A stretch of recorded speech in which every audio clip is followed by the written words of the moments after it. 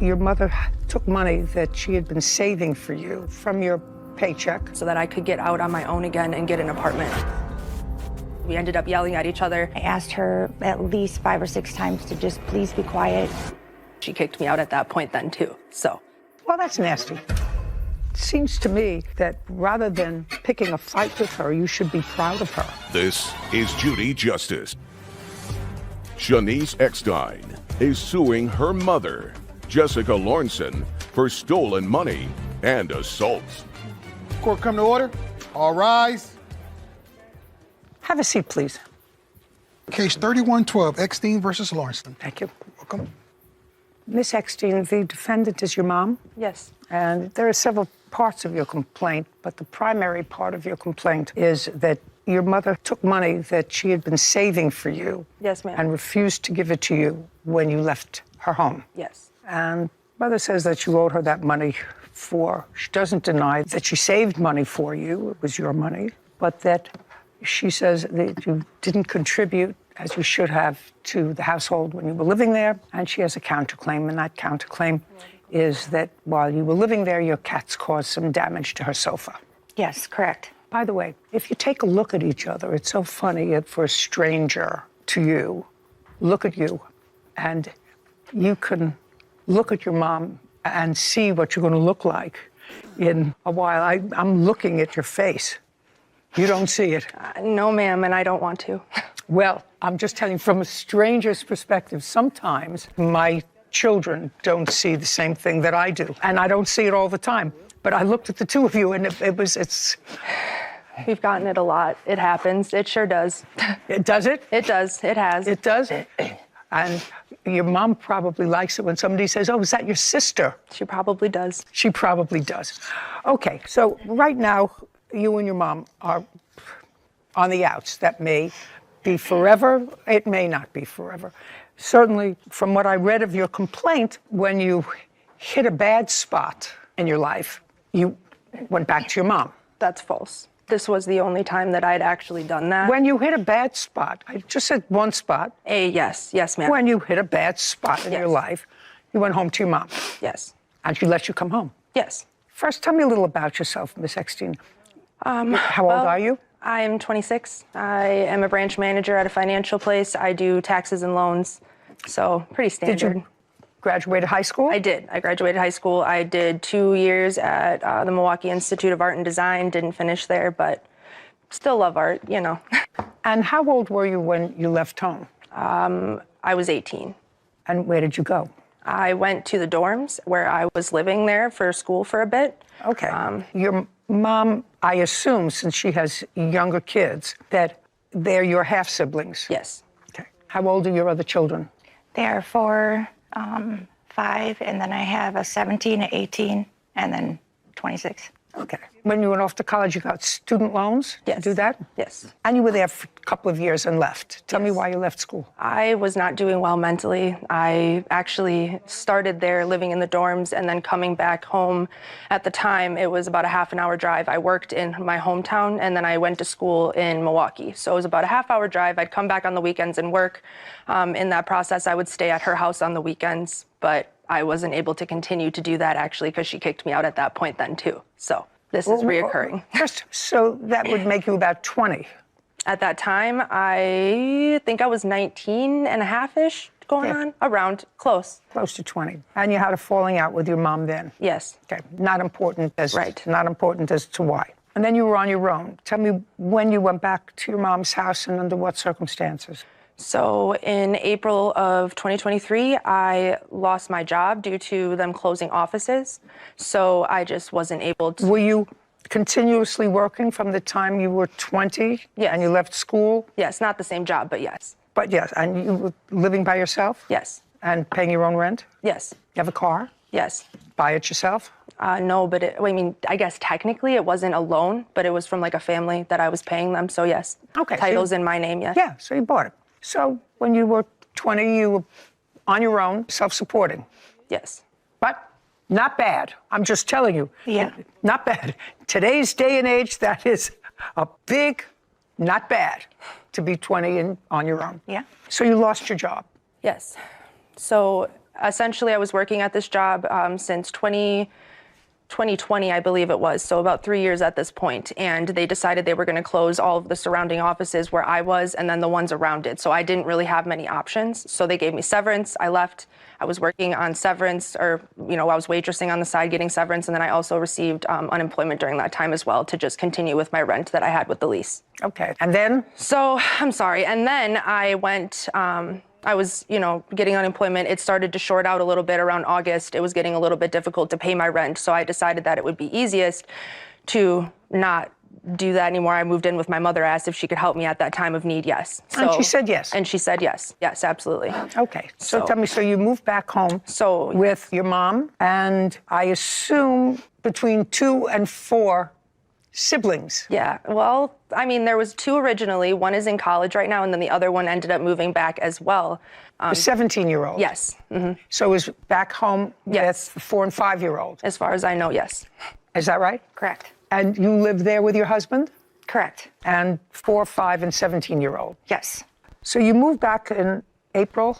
No, I lost my job in April, moved back around August. So it was, the news happened in August that it was going to be an eviction otherwise. So I realized that I wanted to avoid that, obviously, on my record. So I reached out to her in a moment of panic. She helped me out. I had my stuff moved in within days. Great.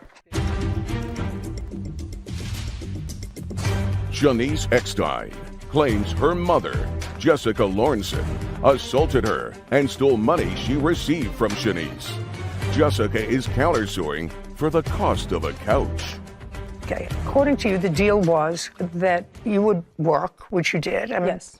Got another job. Yes. You moved in August. When did you get another job? Right away, it was actually, I moved in like halfway through August, somewhere in the near September. So I got a job immediately on, it was September 19th was my first day. Are you still there? Yes. What kind of work is it? Taxes and loans. That's what I thought you said. And you started to give your mom money from your paycheck Immediately. for? To save for me so that I could get out on my own again and get an apartment. How come you didn't put it in a bank? I should have. Hindsight, but my bank was out in Fond du Lac, so it was just a far drive, and my work issued me a payroll card, so that's what I was using at the time, and she actually insisted that I give her the money rather than, so that I can't have access to it, basically, because she thinks that I wouldn't have the ability to not spend it, basically. So that was the point. Okay, and you were saving the money for her. Correct. How much did you save for her? We saved, I think there was $1,800 in there. And I did ask her several times to go and open up a bank account. Okay, but you said you saved $1,800. That was $1,800. That's Was it in a incorrect. bank account? No, I had it set aside in an envelope that said Shanice's savings on it. So it's somewhere between $1,800 and $2,500. I have it actually in my evidence. I have all my pay stubs, and then I also have all of my bank statements showing when I pulled money out. That all add up to $2,600. And then I also have my, there was also like a note that I kept in my phone to save every time that I pulled out and gave her money so that I could keep track of it. So, Okay. Do you have any documentation of how much money she gave you? It was written on an envelope at home. I don't have But that. the answer is no. No.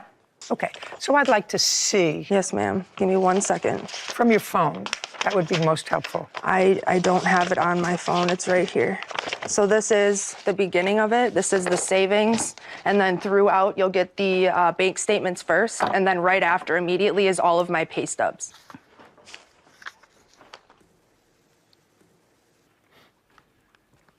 Savings at Mom's, I have $2,300. That's because she also borrowed $200 from me for, I'm assuming, my brother's car payment at the time. I also have that in text messages of her borrowing that. Well, let me see the text Yes, message ma'am. of that, please.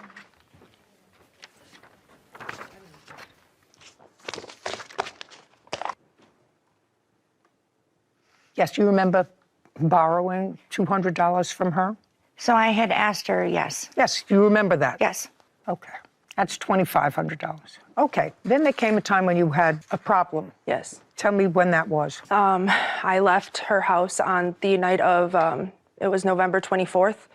I came back on November 25th around 11:30. I went out to see some friends in Fond du Lac. So she actually sent me with some plates for Thanksgiving to give to my friends. So everything was all cordial and fine at the time of me leaving on Friday night. came back on Saturday night, and initially it started with a text message I sent my brother. I asked him if he wanted to split a pizza. I was coming home, just to hang out with him. He told me he wasn't home. So I texted my mother and I asked her where's Joe? And she told me that he was out with friends, whatever, but she was being very short with me. There's just very short responses. I was asking her if she had a problem. She said no. I said, okay. So I got home and she had an attitude with me still. So I addressed it. I said, what's the problem? And it ended up raising voices. We ended up yelling at each other. Okay. Yes. So stop. So tell me what happened. Why were you annoyed with her? So in the text messages, I had asked her, it was midnight, and I had asked her if she had been at her friend's for a couple days, why she couldn't have ate before she came home, because we had the little one sleeping and my significant other sleeps out in the living room because of just sleeping arrangements with the little kids. And I asked her that, and she said, I don't know what your problem is. And then when she got home, it just turned into something more. I don't understand what you're... May I say something? Just a second. Yes, ma'am. I'm not following you. So she texted me and asked where Joe was. She left on a Friday. Yep. To go up to Fond du Lac. And she was coming home on Saturday. Correct. What time? She texted me, it was about 11:30, saying that she was about 15 minutes out. 11:30 in the evening. Correct. So she gave you a heads up that she was out. She had her own key, right? Correct. Yes. Yes. So that's fine. Yes. And then she said she was hungry. Mm-hmm. Is that right? Correct. Okay, so she said she was hungry, and your response was, why didn't you eat with your friends? Mm-hmm. Because why you want to eat when you come home? Yeah, my boyfriend does get up at 4:30 in the morning, and she knows that, so I just thought it was like, why couldn't this be taken care of before you came home instead of at midnight? Because it kind of disrupts the house, I guess. You must have had a bad day with somebody that day. That's not something that I would actually say to one of my children. I'm just letting you know. Well, right. I'm just letting you know. You might have just had a bad day. Who is this? This is my mother-in-law, Diane. I mean, she had somebody who was responsible. She texted you that she was coming home. She clearly knew that you would be up if she texted you, because you probably stay up late. Right. And sometimes more than I used to get. I'm on my way home 15 minutes out. What? I would say, what kind of medication are you on? Telling me 26 years old and telling me. We've just had talks before, about just the times of arriving at home and, with the kids sleeping and Josh in the living room. It was just, I think, more of just a respect thing. That was all. But not a big deal. No. Doesn't sound like a big deal to me. Mm-hmm. So then what happened when she got home? So she came in the house and she said, when she opened up the door. No, look at me. When she opened up the door, she said, what's your problem? When she first walked in. Well, what had you responded to her? Had you said to her, why didn't she eat with your friends? Had you texted that to her? I texted that to her. Yeah. Well, that's nasty. Okay. So she came in, then she said, what's your problem? Mm-hmm. And then? And she kept getting louder, and I asked her at least 5 or 6 times to just please be quiet. The little ones were sleeping. Is that the way it went? I mean... That is the way it went. Shanice Eckstein is accusing her mother, Jessica Lornson, of stealing her money while they live together. Jessica is countersuing, claiming Shanice's cats ruined her couch. Okay. She was getting louder because you were saying what? She just kept saying, what's your problem? What's your problem? Why are you angry? Like, what's your problem? And it kept getting louder, and I asked. And what did you answer? Just a second. So what did she ask what your problem was? Because it was a curt sort of text. And what did you respond to her?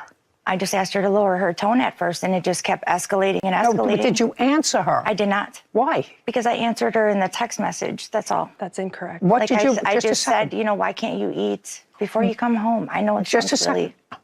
Well, that I know, but now she's home, and she says to you, what's your problem? I just think it's just how she approached me, that's all, ma'am. I don't... Had you had a fight with your boyfriend? No, we actually get along really well. Mm-hmm. Okay, and then it escalated, is that right? Yes. And you left? Yes. Well, actually, I would like to also mention that they were both awake in the kitchen, in the living room, watching TV when I got home. They were both still awake, actually. Both your mom and her boyfriend? Yes, both my mom and her boyfriend were awake. The kids were sleeping, but they were out in the living room with the dogs and everything. Everyone was hanging out. That's the setting. And I would also like to note that my 17-year-old brother was also out and not even returned home yet, was driving her car at the time. I came back at a reasonable time, let her know with my own car. So that's setting the scene, clearing that up. Is there anything that your daughter just said that is Yes, Josh inaccurate? was actually sleeping on the couch until she came in the first, like when it started getting loud, he woke up. She said he was out. No, my son was out. My 17-year-old Your was out. 17-year-old Correct. was out. Where was he? At a friend's. He was hanging out. Was he there. coming home?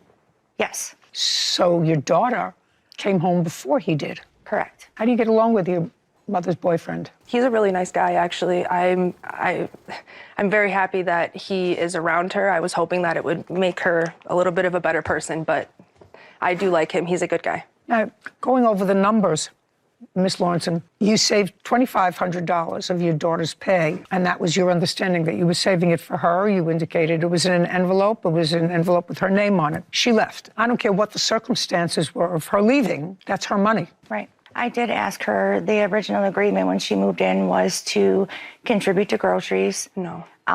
Contribute to groceries to help out with like household stuff. Our utility bills did go up, and I had to talk with her out in our garage, asking her if she can contribute a little bit. I literally live week to week, paycheck to paycheck. And I asked her if she'd help me. She said she would. Okay, but you asked her to help you. She never did. She just gave you money to save for her. Correct. Well, then you owe her $2,500. That's her money. That's her money. That's not a contract. Can you help out with the groceries? Can you help out with the utility bills? That's not a contract. I'm going to save your money for you so you can move out and be on your own. That's a contract. So you have to give her back her money. Money owed for damaged property. You've got one couch, Correct. and it's a leather couch. Correct. Have you had that couch since you had your 4- and 5-year-old? Yes. So you have a 4- and 5-year-old that use that couch and sit on that couch and play with that couch. Now I want you to show me a picture of how you say her cat or cats destroyed the couch. Okay. There is these four here. And it's on the arms, on each of the arms, and then on the bottom footrest. No, this is a worn couch. I know the That's seats are, yes. Oh, come on. What, are you kidding me? Miss Lawrenson, all I can do is suggest to you that you keep your fingers crossed that your 17, 18, 4- and 5-year-olds turn out as articulately and independently as your 26-year-old. I wish you good luck with that, but it seems to me that rather than picking a fight with her, you should be proud of her. She's been on her own for a very long time, taking care of herself, seemingly responsibly, and you were short with her. You were short with her that day. It was an unloving, that text to her about why can't you eat with your friends was an unloving, non-maternal response. You understand? Yes. Good. So you owe your daughter $2,500. She owes you nothing. Judgment for the plaintiff in the amount of $2,500. Thank you. This court is adjourned. I feel that I didn't get to speak on everything and that I wasn't heard. Honestly, very grateful. I was honest in my statement and had all my evidence. Just very grateful and ready to be done with all of this. Wiping my slate clean, absolutely done. Just if she would have read all like the details that I had with the dates, the times, just things that Shanice and I have been through in the past. Probably one of the hardest things that I've ever done, but I had to do it. So we did it, and we're here, and I'm done. She owes me more money, $500 for an electric bill that she never paid me. She never loaned me any money in the first place, so she's holding on to something that doesn't exist, and that's unfortunate for her. It hurts. It does. Because it's been a long time coming. It's been years of her putting me down and just being the thing that stands in my way of my full potential, and I don't know what the reason is. I don't want nothing to do with her. Finally, I had to just stop because I have a life to live. I've given it a lot of thought. I hope she lives the best life she can. No, she's burning bridges. I hope I never have to cross paths with her again. I was really impressed by that young woman. Yeah, seemed like she had it all figured out from a pretty young age, responsible, taking care of herself. Paid her rent, bought a car, Yeah. paid it off, texted her mother, I'm on the road, I'll be home in 15 minutes. Yeah, overly accommodating and understanding. It's just unfortunate. I know she probably, all she wanted was her mother to acknowledge all of those things as positives, you know, and having a daughter that accomplish that much at such a young age. Yeah. I'd want my parents to acknowledge and celebrate that, and I feel like she didn't get that, unfortunately. Yeah. Sad. Yeah. At least she got her money back, though. You got out of the car and he punched you. Absolutely. He proceeded to keep pounding on me. There is no indication here from you to the police that he ever put his hands on you. He beat me up. Be careful. I've been doing this for 50 years. Do you understand? This is Judy Justice. Lucretia Gaines is suing her ex-brother-in-law, Dwight Francis, for assault and a false arrest. Court come to order. All rise. Have a seat, please. Hello, Judge. Case 3030, Gaines versus Francis. Thank you. You're welcome. Miss Gaines, who is this? My witness, my twin sister, Lucinda Gaines. And your sister is married but in the process of divorcing the defendant. Actually, they're already divorced. When were you divorced? August 18th, 2022. Okay. The events surrounding this case happened in November of 2020. Yes. Each one of you claim that they were assaulted by the other.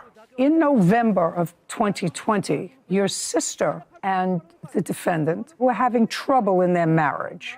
That be a fair statement? Yes. And your sister had complained previously to you that the defendant was trying to get her in trouble, alleging that she assaulted him. Absolutely. So on November the 8th, you receive a call from your sister.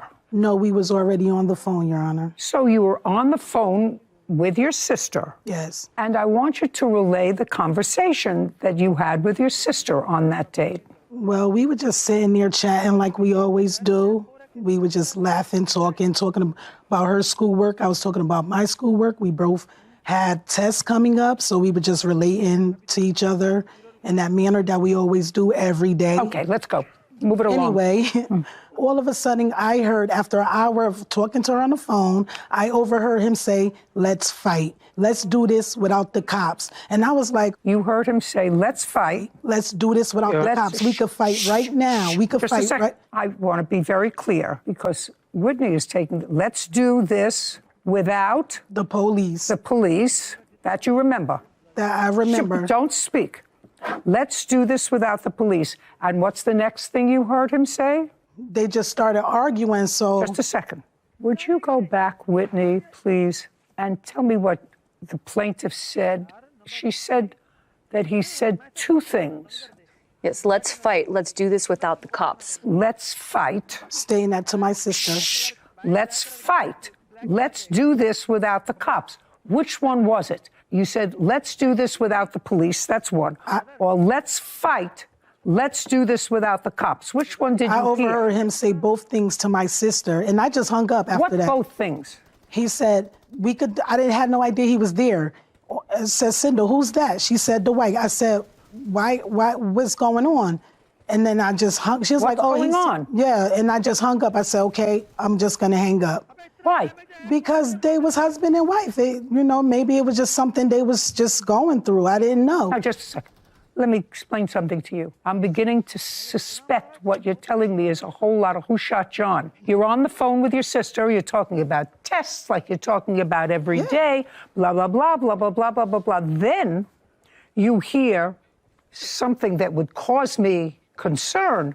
You hear, let's fight. Let's do this without the police. And according to you, what you said to me was, so I just hung up. I said, "Cinda, I'm gonna hang up and I'm gonna call you back." She was like, "Oh, I'm gonna handle this." Just a second.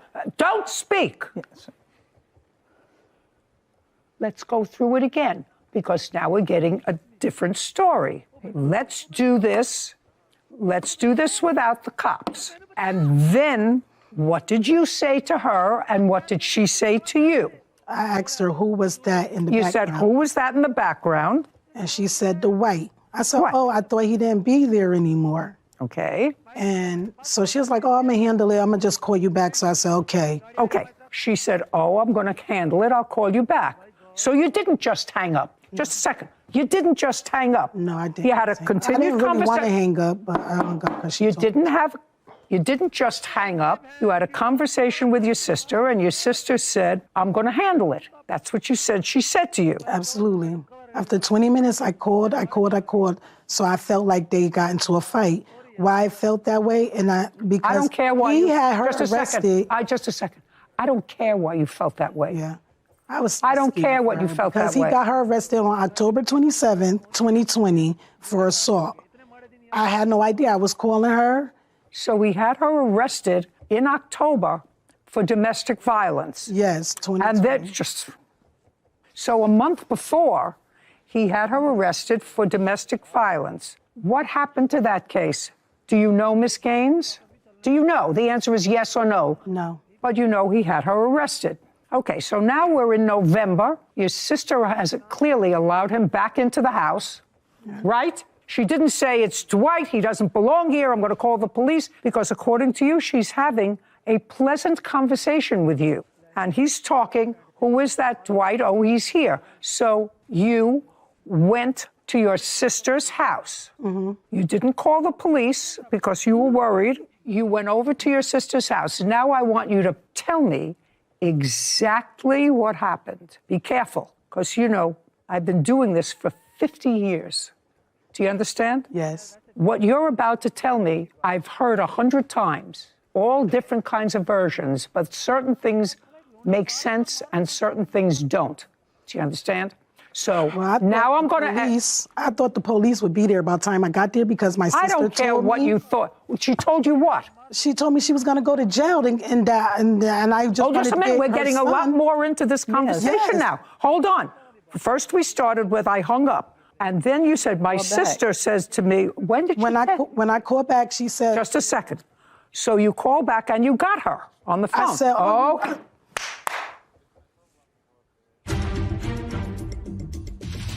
Lucretia Gaines claims her ex-brother-in-law, Dwight Francis, assaulted her and lied to the police. Dwight is countersuing, claiming he defended himself from Lucretia's attack. So you waited 20 minutes and you called her back. Yes. And you did, in fact, get her on the phone. Yes, and that's... Just a second. Now, I want you to go back to what she told me 4 minutes ago with I called. I did. And she didn't answer. She did not answer. After 20 minutes, I stay home. After 20 minutes, I called. I felt they got into a fight. Why I felt that way? Because he had her arrested. I was just scared. You called and called. So now you called. Halfway there, she answered the phone. You called and she answered. Yes. Now I want you to tell me about that conversation before you went over there. I said to her, and she said to me, let's go. I'm going to jail. She said, well, I'm going to jail now because he called the cops. And then I said, oh, okay, well, because I just felt like she was going to go to jail because she got arrested. I don't care what you felt. Anyway, I was only going to get my nephew. You called her and she said, I'm going to go to jail. You say he called the cops, so I think he called the cops. Because he had a restraining order against her. Protective order. Right. And clearly something happened in that 20 minutes between the time you were talking about your tests and the time you got her back on the phone that suggested to you that something had transpired when she said, now I'm going to go to jail. So you went over there because you knew about the protective order because you knew she had gotten arrested in October. So now you go over there to do what? To grab my nephew, because last time I went when she couldn't go back to her home that he moved in with her, he didn't even feed my nephew. And that's what I was afraid of. Just a second. Is that their child? No. You went over there to get your nephew. Yeah. Now, what happened when you got there? When I got slowly, because right now you see, it doesn't go well. I know. You understand? Understood. Okay. So now you go over there. When I got to their home, the defendant was standing outside. I finally pulled up. I saw no cops. So I asked him, why you keep calling the cops on my sister? That's when he took it upon himself to hit me in my face, knock me off the curb, because I guess it needed to fit his narrative. Come to find out, he called the cops and told the cops that my sister called me over there to fight him. Why would I fight for my sister? I shouldn't have went over there, but I did because I was worried about my nephew. She told me to. She asked me to get him the last time. She was like, can you go to the house and grab my nephew? You left that out 5 minutes ago. Sorry, because it was so much. And it been so long ago. Well, that's why you're supposed to bring a case as soon as you can after the event. The reason I assume you didn't is because COVID struck and they didn't dismiss both of your cases until recently. So neither one of you could have come to civil court. I assume that that's why you waited 2 years. I really don't care. Now, that's what you say happened, that you came over there and got out of the car and calmly said to him, why do you keep calling the cops on my sister? Yes. That's what you remember you said to him? Yes. Calmly. Why do you... Calmly, really agitated, because I was home doing my own thing, you know, and it was Well, I want you to tell me what happened. You got out of the car. Clearly, you're bigger than he is. Exactly. Clearly, you're bigger than he is. So is your sister. You got out of the car, and now you're agitated. So you didn't just ask him. You said, why do you keep calling the cops on my sister? And he punched you. Yes. Okay. Now, you're... And knocked me off the curb. I was stuck under the car where he proceeded to keep pounding on me in my head. And I almost lost consciousness, which I did lose consciousness. My hands was all cut up. I have proof from trying to cover the blows, but I had nowhere to move because of... Just a second. What part of your hand was all cut up? Both of my hands, because I was trying to hold it, because I was on the concrete. Just a second. Your knuckles on both hands were cut up. Mm-hmm. That's not a defensive wound. Those are? No. That's not. No, dear. That's not a defensive wound. This is a defensive wound. This is from hitting somebody. But I'm trying to grab my hoodie down so he could stop punching me in my face. So that's what was happening, because I was trying to. I still don't understand why you got. I don't know how. I don't know. I don't know either. I don't know either. You're going to show me. I'm going to look at all your proof. I'm just examining you first, since there are cross complaints here. You're trying to speak over me. Sorry. Clearly, you're not intimidated by your surroundings. That's her version of the events. She came over to the house and she asked you why you keep calling the cops on my sister. And you punched her and kept punching her until she almost lost consciousness. Now, you want to tell me your version of these events? Okay. How long, by the way, had you been in the apartment with her sister? 6 or 7 years. No. You had her arrested in October. So clearly she was arrested and she was out of the house. Is it your house or her house? Her house. She wasn't out the house. So she was arrested and you were both still living in the house together? Yes, Your Honor. Okay. Since October? Yes, Your Honor. So you were there and she was there? Same way, Your Honor. Same way? Yes. She was released by the police and you were there, she was there, and her son? Yes, Your Honor. Is that correct? Yes, it was a partial. Don't speak. Okay. So when you said, what's Dwight doing there, you clearly didn't know that they were still living together. No. Good. So now you tell me your version of the events of November 8th, 2020. Tell me what happened with... Lucinda was keep coming at me. How did she keep coming at you? Like coming up in my face, like she want to fight with me. And I never want to fight at all. That is not true. If you say one more word, I'm going to throw you out. Do you understand? That wasn't me. That was her. Oh, you're easy. You're going to be gone. Did you call the police? Yes, Your Honor. Okay. Did you call the police before Miss Gaines got there? Yes, Your Honor. Okay. So now you called the police, and clearly she heard it. Yes, Your Honor. And she said to you, I'm going to get arrested. That's what you said. Because it was a... Did you say something?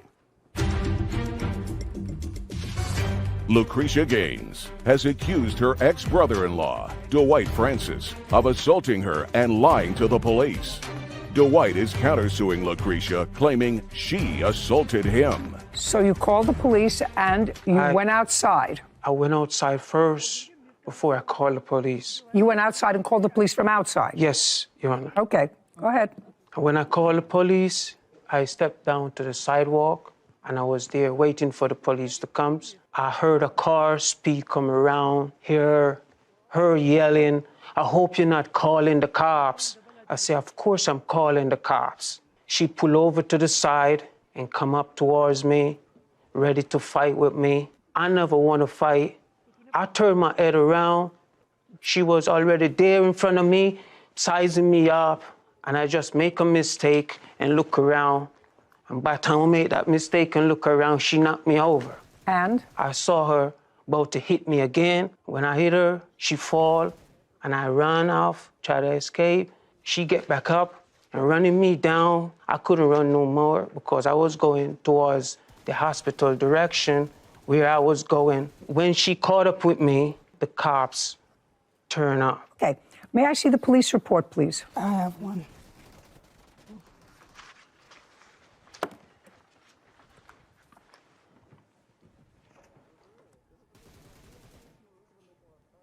Well, it's practically impossible to determine which one of you instigated the physical part of this altercation. Each of you claimed that the other threw the first blow. Listen carefully to what I'm saying. That's what she says, and you said that she hit you first. So it's impossible to determine who hit who first. However, the police report is very telling. It says that when the police arrived, they found you on Kensington Street. And you told the police, you're Lucretia, Yes. said Francis, that would be him, began to walk down Kensington Street. So the fight had begun, and he got up and started to walk away towards Chapel Street, which is consistent with what he said. And Lucretia said she ran after Francis and began fighting with him until the police arrived. That's what the police report says. I can show you. I couldn't even run. I had torn meniscus. Just a second. There's no way. I'm telling you what the police wrote in their report that you told them. And it's totally consistent with what he said, that he was trying to walk away. I was running. After he beat me up. Listen to me. You went over there furious. I wasn't furious. Oh, yeah. Some... Just a second. You went over there furious. Absolutely not. Your Honor, Absolutely not. Can I tell my story, please? Can you tell your story? Yes, please. Oh, be my pleasure. I got a couple of questions to ask you as long as you want to testify. Okay. There is no indication here from you to the police or any other authority that he ever put his hands on you. What you complain about him is that he's disrespectful, he taunts you, he says nasty things to you, Yes. he calls you names. Yes. In response to that, you assault him. No, I don't, ma'am. Oh. Yes, sir. He had me falsely arrested. Yes, he's small in stature, but I don't know how he keep manipulating the system. This man is dangerous. You have to understand something. You told the police that he doesn't... We never had a physical altercation. That's why I don't know where he's getting these things from. It's like once he found out we were going to divorce, he didn't want to leave the house. So that's why he kept having to try to put a case on me. All may be true. Yes. There is no indication here, as a matter of fact, quite the contrary, that he ever put his hands on you. He never put his hands on me, and I never placed a hand on him. Your sister did. Now you can sit down. Go. Can I just tell you how we even got here? No. All I want to say. No, I'm just telling you. I don't care how you got here. This happened 2.5, 3 years ago. And the reason that you're here is because of an incident that had in its beginnings you going to a place where you had no right to be. Can I please show you the medical reports? Because there's no way I ran down the street. Just a second. I'm going to read what you told the police. That was... After a brief verbal altercation, Francis punched her in the face. They both began fighting in the middle of the street. Francis then began to walk down Kensington Street towards Chapel Street. Lucretia said she ran after Francis and began fighting with him until the police arrived. Okay, your case is dismissed. Right. Now, you have any medical records of your injuries? Yes, I'd Your like Honor. to see them. I have scar to it. Just a second, I'd like to see them. I'm telling you, I did not run after him. How can I run? How can I run after him if my knee, a torn meniscus? Do you want me to play the tape of you walking through the door into the courtroom? Yes, you did. I could walk, yeah, but I'm Yeah, still right, in you pain did. for the rest of I my can life. play the tape back I for you have to if you get like. surgery, Your Honor. Not only is the case going to be dismissed, but because I see you can't control yourself. Even in a courtroom, you can't control yourself. I'm hearing his case now. He's got a cross complaint. And as far as I'm concerned, you were the aggressor. You went there I did. to a potentially aggressive situation by yourself. Yeah, by yourself. She had something in her hand too. I never see what it was, but I know she threw it away. Do you think I need your help? Okay. Forget it. Telling you, this man is dangerous. You'll see he'll be arrested again. See what I mean? You can't control yourself. You want me to believe that you got out of the car and calmly said, why are you calling the police on my sister? Somebody who can't control themselves in a courtroom. Judgment for the defendant on the counterclaim in the amount of $5,000. Your claim is dismissed. All right, thanks. Court is adjourned. I'm just sad about the whole situation because I feel like I should have won this case. Everything is in facts, and that's how it happened. It was the truth. I just figured she was going to jail, so I just wanted to get my nephew and leave. I want to be a good parent. It goes on. He's manipulating the system, and it shows. That whole case just seemed like a mess all the way around. I think the plaintiff went there maybe a little hotter than she was ready to admit. I think the police report seemed enlightening after you took a look at that and read her own account of what she told the officer. And, you know, he didn't seem like Prince Charming either, though. So I'm annoyed that you gave him the judgment. I agree with it because it was so unclear. I gave him the judgment, actually. Because she couldn't control herself. I knew. Because you're in a courtroom setting and you try to take somebody's demeanor in a courtroom setting, which is intimidating. I mean, I'm intimidating. I know that I'm intimidating. Couldn't control herself. Yeah. You know, you have to couple the law with common sense. He's no doll, for sure. But he extricated himself from the house because according to her, and then down the street. he was outside when she got there. The police report was clear. He again tried to extricate himself by walking away. And when the police arrived, they were fighting on the street. Again, because she had caught up with him. She said she went there to get her nephew. You can call the police and say, I think there's going to be a problem. Would you take me over there? There's a domestic case. But she went over there hot. And the reason he was awarded money is because she couldn't control herself, even here. There was no question in my mind that she was the aggressor. No, I agree. You asked to put the van in her name because you have unpaid fines. Okay. That's against the law. You knew that he couldn't have a car in his name. I knew that he had a lot of tickets. So you were an accomplice. That's not a question. That's a statement. This is Judy Justice. Edward Taylor is suing his former friend, Sabra Crockett, for the cost of a van. Court come to order. All rise. Have a seat, please. Case 3065, Taylor versus Crockett. Thank you. Welcome. Mr. Taylor, Yeah. I read your complaint. I have several questions.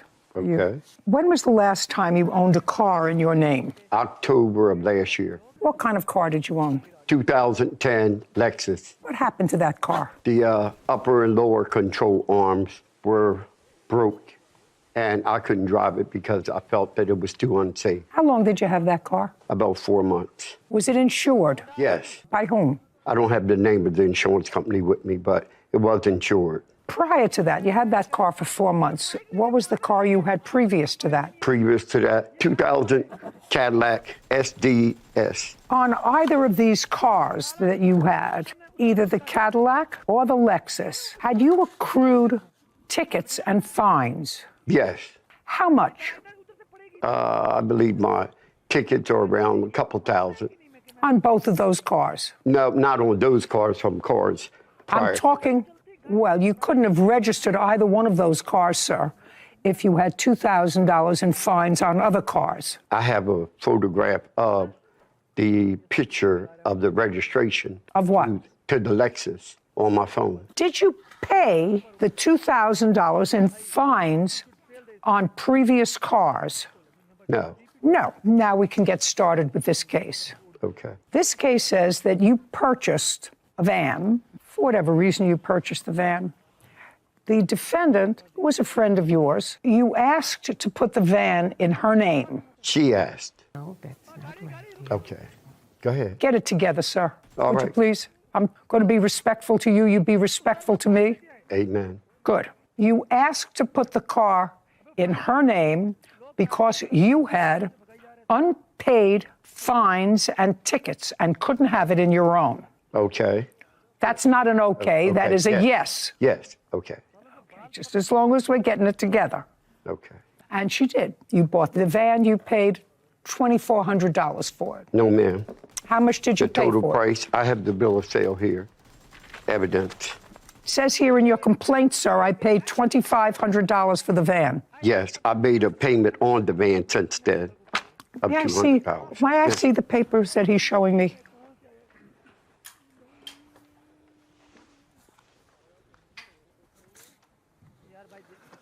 I went to visit my friend in April 2022, who was a bishop, parked next to an old van at the church owned and asked if they would be willing to sell it. He said the church would sell me the van. I paid $2,500 for the van. That's your sworn complaint. Okay. Okay is not, Yes. okay is great. Right, but they decided that they wanted $2,900. I do have, Your Honor, I do have the receipt. I don't, listen to me, sir. Okay, I don't care. all right. The reason you put the van in the defendant's name was because legally you were not allowed to put it in yours because you had unpaid fines. What happened, according to the defendant, is that in the time that you had the van, which was from what month and year to what month and year? May the 1st of 2022, and she brought the police. When did she take the van back? May the 7th. May the 7th of this year. And in that year, according to the defendant, she took the van back because you had, again, acquired a lot of tickets on it. 2 tickets, which I paid. Really? Yes, I have the receipt. Well, then she's going to have to show me. She said you acquired $1,600 worth of tickets. Is that what you wrote? Yes, I did write that, Your Honor. Do you have proof of that? I have proof as what the tickets are and what it would cost to get this van in shape. No, that's not what I asked you. I said... I have some here, yes, just I a do. second. Okay. Answer. At this point, he owed me $1,600 in toll fees. Fees? Do you have proof that he, in that year, he accrued while driving the van No, Your Honor. Why not? Because the $1,600 was including everything that needed to be added to this van. No, Miss Crockett. Yes. No, Miss Crockett. That's not what you said here. You said you took it. I'm going to read you what you wrote. Yes, dear. At that point, he owed me $1,600 in toll fees, and I didn't trust him to do the right thing. Before the van was completely worthless, I decided to have the police come and get it. Yes. So how much were the fees? You said toll fees. How much could you prove that he had accrued in toll fees? You didn't spend any money for this van. And I absolutely believe that you should have taken it back. Under normal circumstances, you should have taken it back if he accrued any tickets on the van because you're liable for that. Yes. And he's got a miserable history with paying his fines. Yes. Yes, Do you understand? Yes, Yes, I Your do Honor. Yes, now. Your Honor. How much can you prove he had in toll fees? The tickets that I have here, pictures of. Well, show me. Okay. Show me. I didn't ask you for anything. Are you showing me text messages? I want to see toll fees. That's all I have, dear, is the text messages. From whom? Between Edward and myself, and some pictures of the tolls, the tickets that I sent to him. I would like to see the tickets that you sent him. I don't want to see text messages. Edward Taylor claims his former friend, Sabra Crockett, owes for the cost of a van. Sabra says the van was stolen and she owes him nothing. You're the owner of the car. You would have gotten notification of toll fees. Yes, I did, Your Honor. Well, then I want to see them. Look that up. Give me the low range. 1,600 to 4,000. Miss Crockett, it's taking you too much time to find what was clear. All right, here's two, my dear. There's two what? More. Here you go, young man.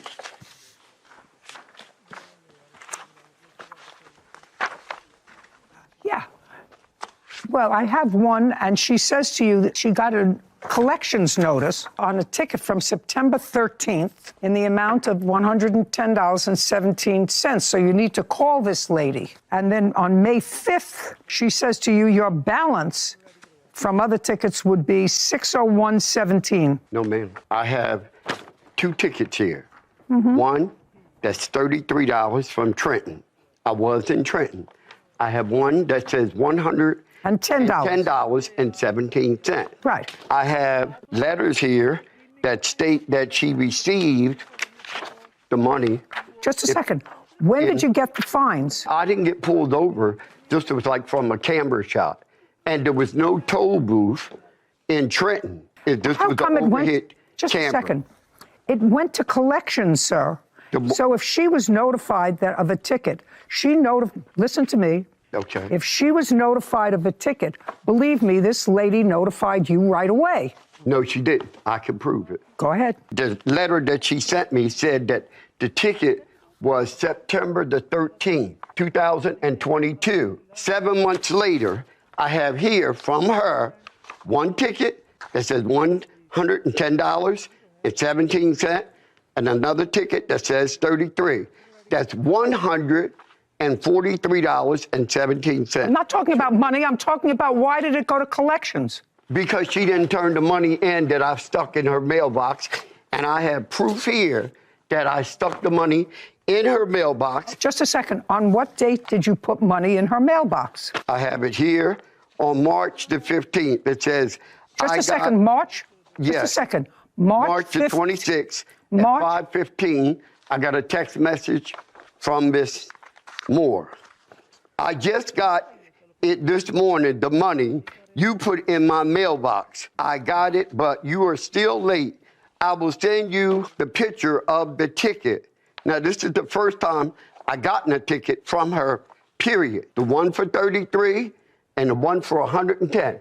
This other thing about $116, she can't show you that she sent it to me. She cannot. For her life, she can't show you that. Here are the two tickets that she sent, and on my phone, I have a balance of $60.17.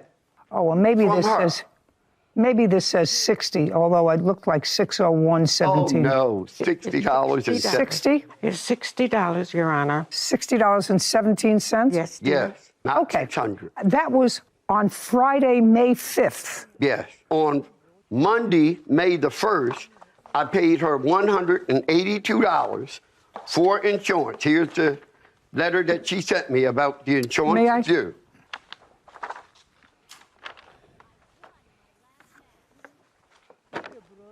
This is in... Here's another one. Just a second. Okay. Let's start with this, Mr. Taylor. The fact that you tried to scam the Department of Motor Vehicles starts you off with a problem. Do you understand? Yes. With me. Starts you off with a problem. Because if you know that you're not allowed by law to register a car in your name because you have unpaid fines from whatever state you're from. What state are you from? Philadelphia, Pennsylvania. From Pennsylvania. You have unpaid fines. And you try to circumvent the law by physically owning a car, having it in your possession, and being the sole driver of the car, and putting it in someone else's name to circumvent the fact that you haven't paid tickets, doesn't put you in a good place here. Okay. Do you understand that? Yes, ma'am. We understand that. It's like buying a car without a driver's license and saying, you know what? This is the car I want. I have no driver's license because they took my license away for drunk driving, but I need a car to get around. So I'll give you the money, you buy the car, and I'll drive it. Do you understand? Yes. That's against the law. So when people come into court who have already broken the law, and you ask me to find in your favor and return a car to you that you can't own, you understand? We have a problem.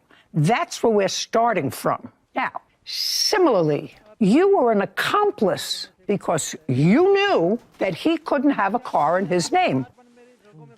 Are you denying that you knew he couldn't have a car in his name? Yes, I am denying that, Your Honor. Now you tell me why you thought uncross your arms, why you thought he needed the car put in your name rather than him owning the car himself. Okay, this is how it went, Your Honor. No, I asked you a question. Yes. I mean, do you own a car? Yes, I do. Did you pay for it? Yes, I did. Is it in your name? Yes, it surely is. It surely is. Who is this person? This is my girlfriend, my neighbor, and my friend. Does she own a car? Yes, she does. Is it in her name? Directly, yes, it is. Okay, so you know that if he bought a car with money. Yes. And said to you, put it in your name, there had to be a reason. Definitely. What did you think the reason was? When I got to the Allstate office to get the title change, he approached me and said, could you put it in my name because I have a lot of tickets? That's what I just said. Yes, but I didn't know that. I knew that he had a lot of tickets. I said, I'm going to give you 3 months. It doesn't make any difference. What you did was, you knew he couldn't put it on cross. You knew he couldn't put it in his name because, for the same reason the drunk driver couldn't put a car in their name, they had no license. He wasn't allowed to own a car unless he paid off his fines on his old cars. Yes, Your Honor. So you were an accomplice in that by putting it in your name. That's what I'm telling you. That's not a question. That's a statement. There's a difference between a question and a statement. I'm making a statement to you. Yes, you are. You knew? No, I did not know, dear. Oh, yes, you did. No, I did not, because when I met Mr. Taylor, he was driving a Chrysler 3000. Who cares? He told you he couldn't put it in his name because of the tickets. For the tickets. That's what... Yes, dear. That's exactly what I said to you. He told you he couldn't put it in his name because of the tickets.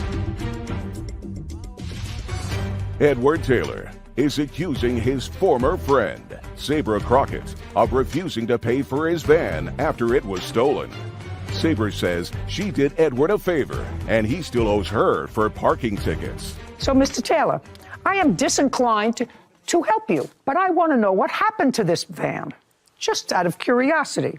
Now, I know the van was stolen once and recovered. It was stolen a couple of months after you were driving it. 6 weeks after I brought it. 6 weeks. It was sad. And then you got it back, got it out of impound, a couple of parts or whatever. But you were still driving it because you drove it for a year after it was stolen the first time. You took it back more recently because you say you got these tickets, whatever. You took it back. It wasn't smart of you to do it in the first place if you knew that he was breaking the law by having this car. Yes, Your Honor. What happened to the van? I retrieved the van. Yes, I know you did. And with the police. On what date did you go and get the van? I got the van on May 3rd, 2023. No. Where is it now? Somebody stole it, Your Honor. From where? In front of my house. Do you have a police report? Yes, I do, dear. I'd like to take a look at it. Here you go, Your Honor. Thank you. This young man here.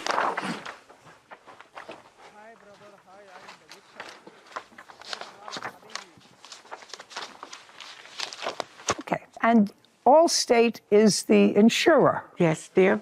Did you advise Allstate that it was stolen? Yes, I did. And what happened? They gave me a claim number and said they'll call me in a couple days. And did they call you? Or you waiting for the call? I was waiting for the call, yes. Dear. Oh, well, then you have to wait, sir.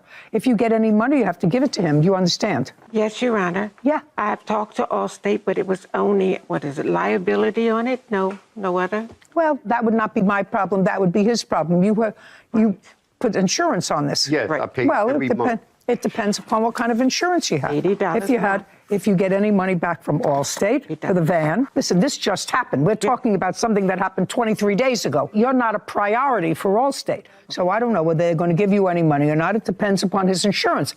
All I'm telling you is if you get any money for this stolen van, it belongs to him. Yes, Your Honor. Very good. Has he cleared up all the tickets that are in your name? No, dear. How much is outstanding in tickets that you can prove?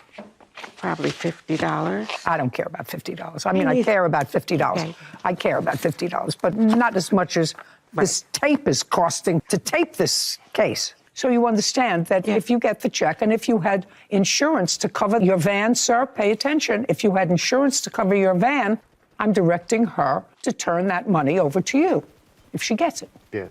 If she doesn't get it, you get nothing. Okay. But how would I know if she got it? Well, you trusted her to put the car in her name, didn't you? But I can't, Your Honor, can I show you this here where I don't owe anything for tickets? I don't care. No, Do you I'm just understand? saying. I don't care. Okay. You do owe for your old cars tickets. Okay, yes. You but do I'm saying owe concerning- thousands of dollars for your old cars for Yes, tickets. I agree. All I'm saying to you is that if you had full coverage on this van instead of just liability, if you hit somebody, she should get a check for a stolen car. If you do not have that on the van, she will not. So I would suggest that we will prepare an order for this car that you can send to Allstate, which is your insurer, that if there is a check, her insurer, which if there is a check, that check should be forwarded to you. Whether they will do that or not, I don't know. But I doubt very much whether you were paying for anything other than the minimum liability on this van. Would that be right? Yeah, that's right. But Then you would get nothing. Then you would get nothing. She doesn't have it anymore. Yeah. Got stolen. I knew nothing about it being stolen. Well, just so that you Until know, now. this is the police report.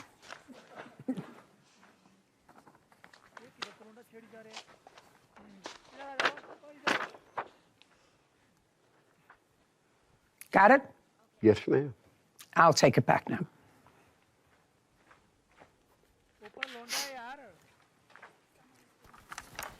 Got it? Yes. Very good. Thank you very much. Your case is dismissed. Thank you. This court is adjourned. Well, the judge made a good decision. I think the judge did a marvelous job. Well, I just didn't pay it. That's just telling the truth. Because he knew I had a valid driver's license and I could drive and he couldn't. She never intended on giving me the title. I went to his church and I had the police to meet me there and I had the title, registration, and the insurance card. I learned that you can't trust everybody. This is a lesson learned. Do not sign for anything unless you check out all the facts. Okay, I just have a little bone to pick with your analogy of, I understand the analogy that you made between driving drunk and covering for someone who's unable to drive under the law for having a DUI or, something of that nature. But when you liken it to parking tickets, I understand under the law equally that person would be unable to register a car for those two reasons. But I feel like with a DWI, you're making an active choice to get behind the wheel when you know that you're drunk and you're endangering the lives of others. With parking tickets, there's a lot of factors, socioeconomic factors, that play into why someone might not be able to afford their parking tickets. Now, before you get to the counterpoint of he bought 2 more cars after that, I'm not saying that this situation warrants my counterpoint, but I do think that it's something to consider, is that a DWI is something very serious, that you're taking an active role in your own criminal behavior, you're endangering others. You're endangering others. I would agree with you. When you come into a court of law and equity, equity means you want a fair result to happen. So you're sort of throwing yourself on the court and saying, I want you to do justice. And before you do that, you're supposed to come in with clean hands. Right. And he clearly couldn't do that because the whole scheme with the car is to avoid personal responsibility, paying your tickets so that you can have a car, so that you don't park next to a fire hydrant in a handicap spot, in a fire zone. You're not supposed to do that. That also places people at risk, but not in the same way as drunk driving. But I understood the analogy. You're not supposed to, not here anyway, break the law and then come into court and ask for my help in equity when you've broken the rules. The same court you're defrauding. Yep. And she was really a co-conspirator. I don't even think she realized until you said it 3 times. No, I don't think she realized. She realized it either. I'm not sure. She was supposed to be a church member or whatever, a friend. I'm not so sure that there wasn't a little bit more there. I don't know. I don't know. But I certainly wouldn't, for anyone, put a car in my name and be responsible for it and let you drive if you have a history of being irresponsible. You wouldn't even do that for me, I don't think. No, you don't have to think about that. I would not do that for you. I wouldn't put a car in my name for you. Jessica Schleicher is suing her ex-boyfriend, Sam Branch, for unpaid rent and the costs of an eviction. Court come to order. All rise. Have a seat, please. Hello, Judge. Hello, Kevin. Case 3106, Shackler versus Branch. Thank you. You're welcome. Schleicher. Schleicher. Okay. You and the defendant lived together for 25 years. Reason that you never married? No. Any reason? Waiting for financial things to come together. And that was quite a wait. Yeah. In any event, this 25-year relationship ended badly, And it is your claim that the defendant stayed in an apartment that you had lived in together. I believe your name was the only name on the lease, but you lived there as a couple together. For how many years? I lived there since I was 6 years old.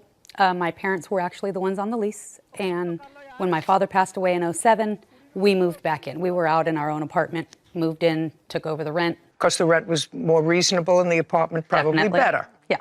Okay. And the breakup was an acrimonious one. And it is your claim that the defendant stayed in the apartment with one of your children, Yes, my son. and that he didn't pay rent in the apartment for several months. And because your name is on the lease, the landlord brought a case against you for the unpaid rent. Correct. That's primarily what you're suing for. Primarily. Because the other part, he's not responsible for. The part where you had to go find, and you went and found a more expensive apartment, well, one of you was going to find a more expensive apartment. Is this a rent-controlled or stabilized? Yeah, the place that I was in, I was still grandfathered in at 2000. Yeah, so it was a rent-stabilized, grandfathered, and you were there together, not you. No, the two no. of you for 25 years. No, I was there with my family. He moved in with his son in 2007, but I was there with my brother and my parents since I was just little. a second. I thought you were together for 25 years. We were, but I was in that condo for 39 years, since I was 6. How long did the two of you live together? Since 2007, for 16 years. But you were in a relationship before that, so you lived together in that apartment for 16 years. Yes. Okay. Tell me the day that you moved out of the apartment when you had this argument. May 30th was the first day that I left, and I stayed at my mom's house and in my car, and then went ahead and moved out and got my own place July 1st. So July 1st is when I removed all my belongings. Had you stayed there at all in the month of June? No. Is that correct? I think there might have been a week in June. Well, if you think that she says no, she says no, and what you may be, she wasn't there. Your son was there? Yes, he was. All of June, you were there? Yes, I was. So you were there June. What about July? Were you there in July? Yes, I was. What about August? Yes, I was. What about September? Yes, I was. October? Yes, I was. When did you move out? I moved out in December. December what? I believe it was around the 15th. So you were there the month of December, because you don't do half months. You were there the month of December. When was the last month that you paid rent? I was paid up until September 1st, so it was August. So you have 1, 2, 3, 4 months rent that you didn't pay. Right. Why? Well, when Jessica moved out, the property management came to me with 3 weeks to go in the month, saying that they were going to raise the rent $750.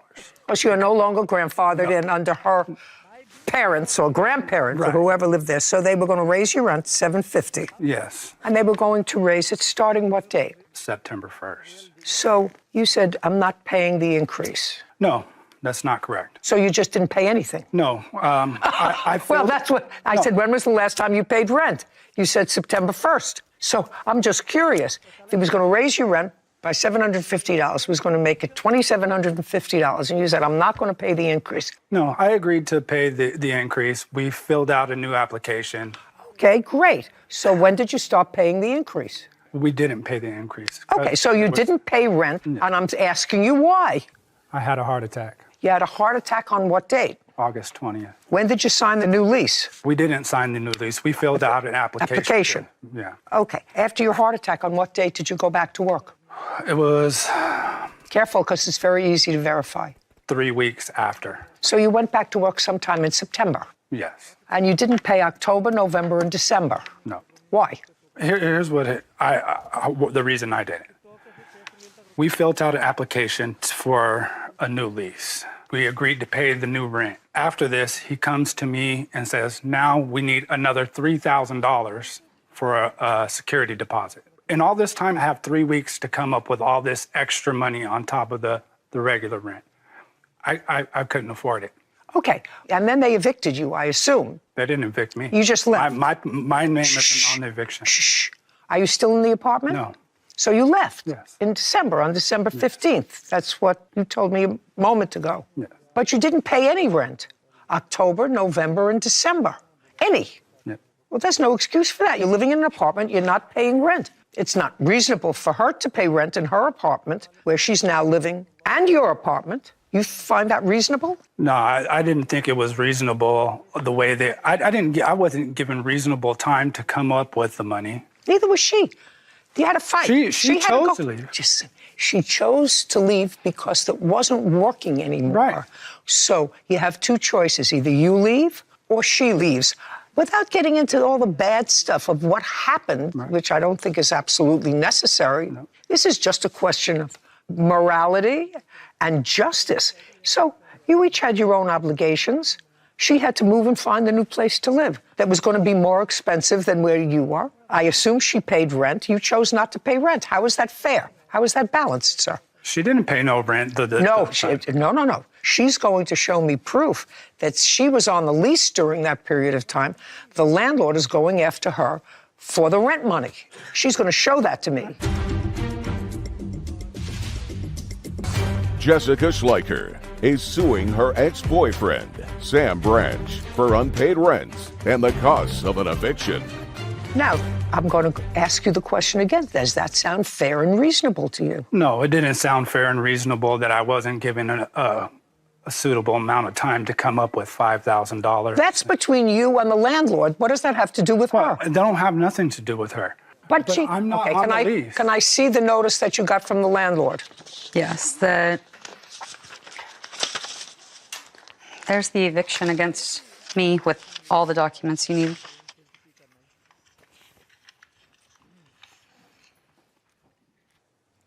This is not a signed judgment. That's not the judgment? It's not signed. I think that's the copy the lawyer gave me. So yeah, I might not have the signed copy with me. Well, you're supposed to bring the signed copy with you. Okay. There's no question the rent was due. There's no question that the eviction proceedings were for money, so that whatever monies are transferred will be transferred to the owner of the condo, because that's to whom it is owed, correct? The property management company, yes, ma'am. Okay. The second part of your lawsuit is that damages resulting from eviction and abuse. What is that about? It was the difference of the rent from the condo to the new place because I was forced out. Okay. With police and everything else. I was out a lot of money. That's not his problem. Somebody was going to be forced out of this apartment, either you or him. But I'm the one that had to call the cops, and I have police reports, and he's the one that was abusive. I had no other choice but to leave my family's home. Well, it was your family home. You lived like a family for 16 years. You weren't hospitalized as a result of this incident, correct? No, ma'am. You didn't see a doctor as a result of this incident, correct? No. You don't have any photographs to show me as a result of any injuries, correct? No physical injuries, ma'am. What you are complaining of is that he would talk to you incessantly, wouldn't let you sleep, right? I read it. There was a lot more than that, ma'am. There was no physicalness between the two of you that I read here. There was yelling, spitting, throwing things, and picking up the bed that I was sitting on and slamming it down, and just anything but putting physical hands on me to avoid the police. Well, he's not paying for your new apartment, and you're not going to pay for his new apartment.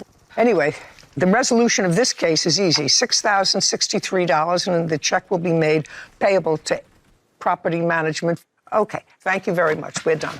Thank you. This court is adjourned. I don't call it living for free, you know. If you're gonna treat me like I'm a tenant, then you gotta treat me like a tenant. You gotta give me a 30-day notice. I do feel Sam owed me some money for everything that I had to spend leaving the place. You gotta give me all the stuff that comes along with being a tenant, instead of just skipping away. I wouldn't have had to leave if it wasn't for his abuse, so. Better to part ways. Time to take care of me. You were right when you said you lived together for 16 years. She kept referencing it as her family home, which I understand the history, and she lived there since she was a child. But when you live there with your partner for 16 years, that becomes your shared family home. Like you said, someone was going to have to leave, and someone was going to have to pay more rent. So, you know, at the end of the day, someone was going to have to leave. Right. And the landlord, the person who is supposed to get the money, will get the money because they're the people who are out the rent. Yeah. And he had an obligation to pay rent. He just knew he wasn't responsible for it. Yeah. Legally, and they couldn't go after him for it, so he just didn't pay it. No, can't do that. It's not right. So the car was stolen. Yes, we were separated at the time. He knew I was coming back to drive across country because we were arguing a lot. Did you have any indication that she was leaving you? Yes. So while she was away for that 1 week, Yes. her car was stolen. Yes. This is Judy Justice. Erin Dean is suing her ex-husband, Dennis Dean, for an unpaid car loan and negligence. Court come to order. All rise. Have a seat, please. Hello, Judge. Case 3122, Dean versus Dean. Thank you. You're welcome. Ms. Dean, it is your claim that the defendant owes you for a car that was stolen as a result of his negligence. That's correct, Your Honor. Okay, so let's start with, you and Mr. Dean were married for the first time in what month and year? July of 2013. You and Mr. Dean were then divorced. That is correct, Your Honor. In what year? December 12th, 2019. You and Mr. Dean were remarried. This is correct. What month and year? October 1st, 2022. And you separated again, and that marriage was annulled in what year? August in 2023. Now, you purchased a car. Correct. In what month and year? October of 2019. While you were married. We were separated at the time. We were not living together. But you were married. Correct. So this automobile was purchased during the course of your first marriage. That is correct. Do you have a copy of your divorce decree? Yes, I do. And does that divorce decree award you the automobile? Yes, Your Honor, it does. I'd like to take a look at it.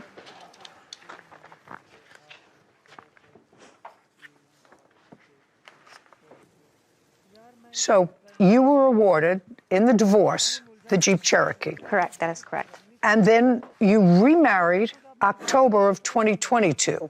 That's correct, Your Honor. The Jeep Cherokee, which is the subject of this case, was stolen on what date? From what Dennis told me, he realized the car was stolen on December 19th, 2022. While you were still married? Correct. Now, you were remarried in October of 2022. Yes. And where did you live? In Pasadena. What address? 780. And you both lived there together? Yes. Had you lived there before, during your first marriage? No. Had you lived there while you were separated? Yes. When you remarried and you were living at 780, was the plaintiff living with you? Yes. So she moved into your residence? Yes. So far, is that correct, Ms. Dean? That's correct, Your Honor. And you had no other residence? No. So you moved into 780? That's correct. Mr. Dean, until what date did Miss Dean live at 780, month and year? January of 2023. That is false, Your Honor. Just, okay. I'm not asking you anything. Okay. January of 2023. And what happened in January of 2023, sir? She moved back east. East to where? North Carolina, while we were still married. Okay. The car was stolen in December. Yes, December 14th. December 14th, so several weeks before she left. Yes. Tell me the circumstances surrounding the car being stolen. First, she was going back east. Yes. And she asked you to take her to the airport? Yes. Just a second. Did you drive her to the airport? Yes, I did. On what date? It was a week prior to the car being stolen, which was December 7th, 6th or 7th. She asked me to take her to the airport. Mr. Dean, when you took her to the airport, what car did you take her with? In the Jeep Cherokee. Did you have another car? Yes, I did. Why did you take the Cherokee? Because it was big enough to put all her luggage in. So she asked you to... Yes. Okay. Now, when you left for the airport, where had Mrs. Dean spent the night before? At our residence. At your residence, Yes. together? Yes. And what was the reason that she was going back east? To visit her friend in Houston. Before she went to visit her friend, and you were living together as a married couple. Yes. Had she given you, or did you have any indication that she was leaving you? Yes. Tell me about that. We had prior disagreements as far as where we wanted to live. She wanted me to move back east. She wanted to have another child, which I didn't feel comfortable with. Did you have a child together? No. Who has children? We both do. From prior relationships? Yes. Okay. So you had been arguing? Yes, it was. Just. Oh, okay. You had been arguing. The night before she left, you were still sharing the same residence? Yes. So you took her to the airport in her Jeep? Yes. At her request, because it fit all the luggage. And then after you took her to the airport, what did you do with the Jeep? I parked the Jeep in a gated parking in my residence. How long was she away? About a week. When she was coming home, who picked her up at the airport? I was supposed to. And did you pick her up at the airport? No, I did not, because she says that she wasn't coming back because I had told her about her car being stolen. And then I told her that once I found out that it was stolen, I got a police report done. So while she was away for that 1 week, yes, her car was stolen? Yes. And it was stolen from where? Under the gated parking of my residence. It was in the gated parking? Yes. Okay. Do you have a police report? Yes, I do. I'd like to see it.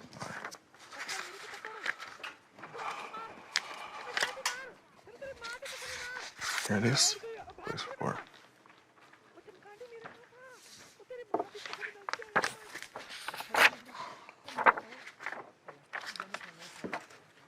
Okay.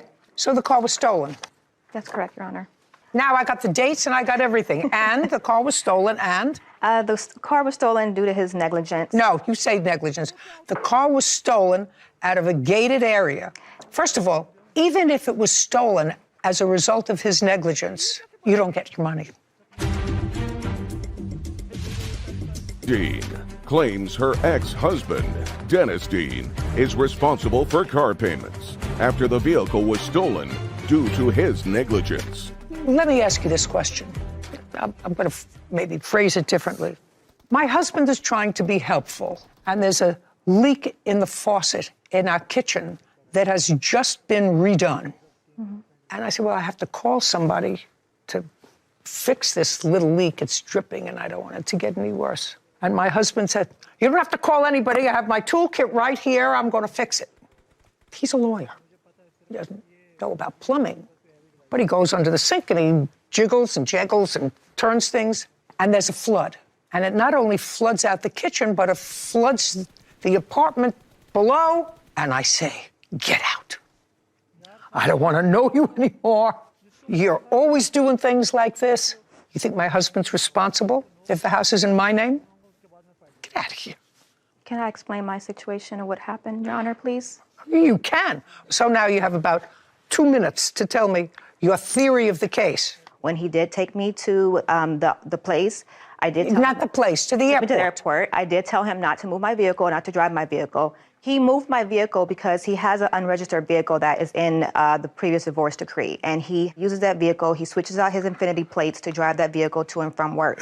I told him not to move my vehicle because I know he likes to move that car, so he told the police officers who rides back and forth the street doesn't see it. That's not true. And when he moved my vehicle, he left the keys inside my car. My car cannot start without a push start.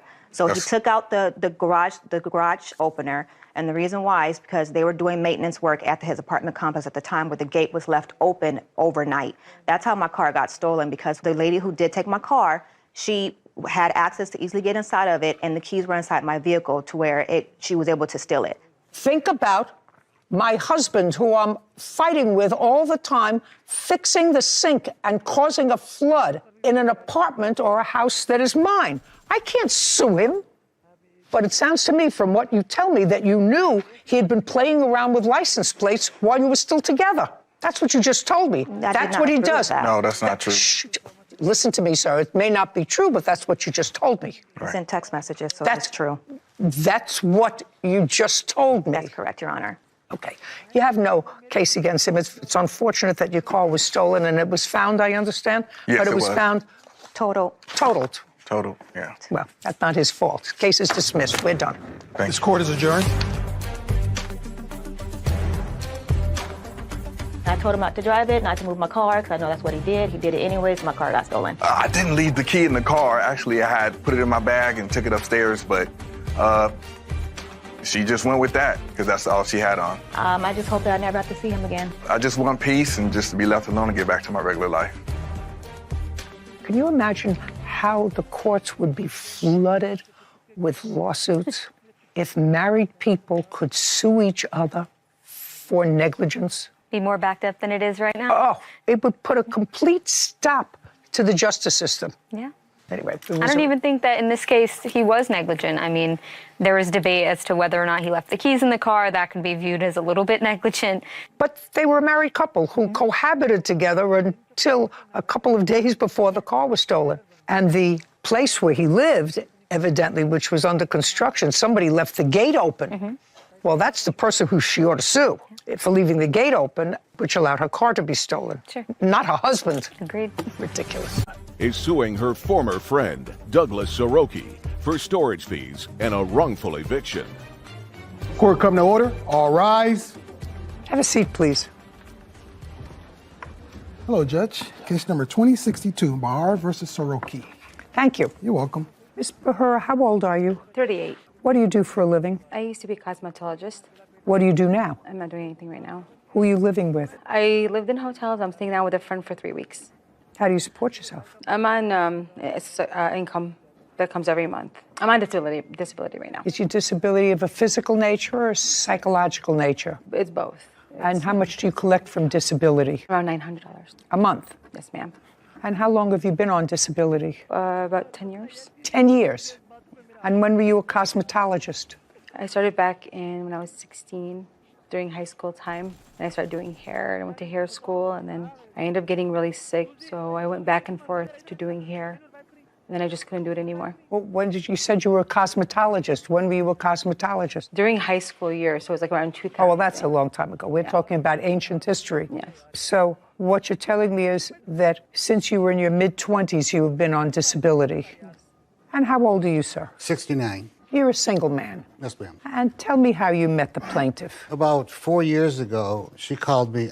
I do auto brokering, where somebody wants a vehicle, and I go to the dealer and try to make the best deal for them, just like a real estate agent. Tell me how she got your number. So I advertise on Facebook, I advertise on LinkedIn. So I don't know exactly how she got my number. How'd you get his number? The truth is, I never got his number. What happened was, when we talk about, I'm looking for a car, I'm selling, I want to sell my car, he messaged me, hey, I sell cars, I can help you. That's 2-3 years. true. That's very true. I have all the messages through Facebook and everything. But he messaged me, I can help you, how are you, good morning. I said, okay, you can help me. But Okay, I got enough. Yeah. All right, so let me sort of outline this case the way I am now putting it all together. You came on to some hard times, harder than usually your life is because of your disability, and you were in your apartment, according to you, and the building had a fire. Because of the fire, you became homeless. You had already known the defendant. He did something for you with a car. And you were living alone, I assume, in this apartment. How many bedrooms in the apartment? It was a one-bedroom. And did you have a lease in that apartment? And how much were you paying in rent? It was $790. Okay, so you were paying $790 for the apartment that burned down. I'm sorry, $690. I apologize, $690. And how long had you lived there? It would have been 5 years exactly. Okay, it would have been 5 years before the place burned Yes, down. ma'am. And Your Honor? what? They were evicting her. At the time of the fire? Yes, yes. And then... Just a sec, 1 sec. Don't shout out again. However, I find that interesting. She was living there for 5 years, and how do you know that she was being evicted? She showed me the paperwork. May I see it? Yeah, it's my phone. Here's the letter that she had with the management. Okay, good. Thank you.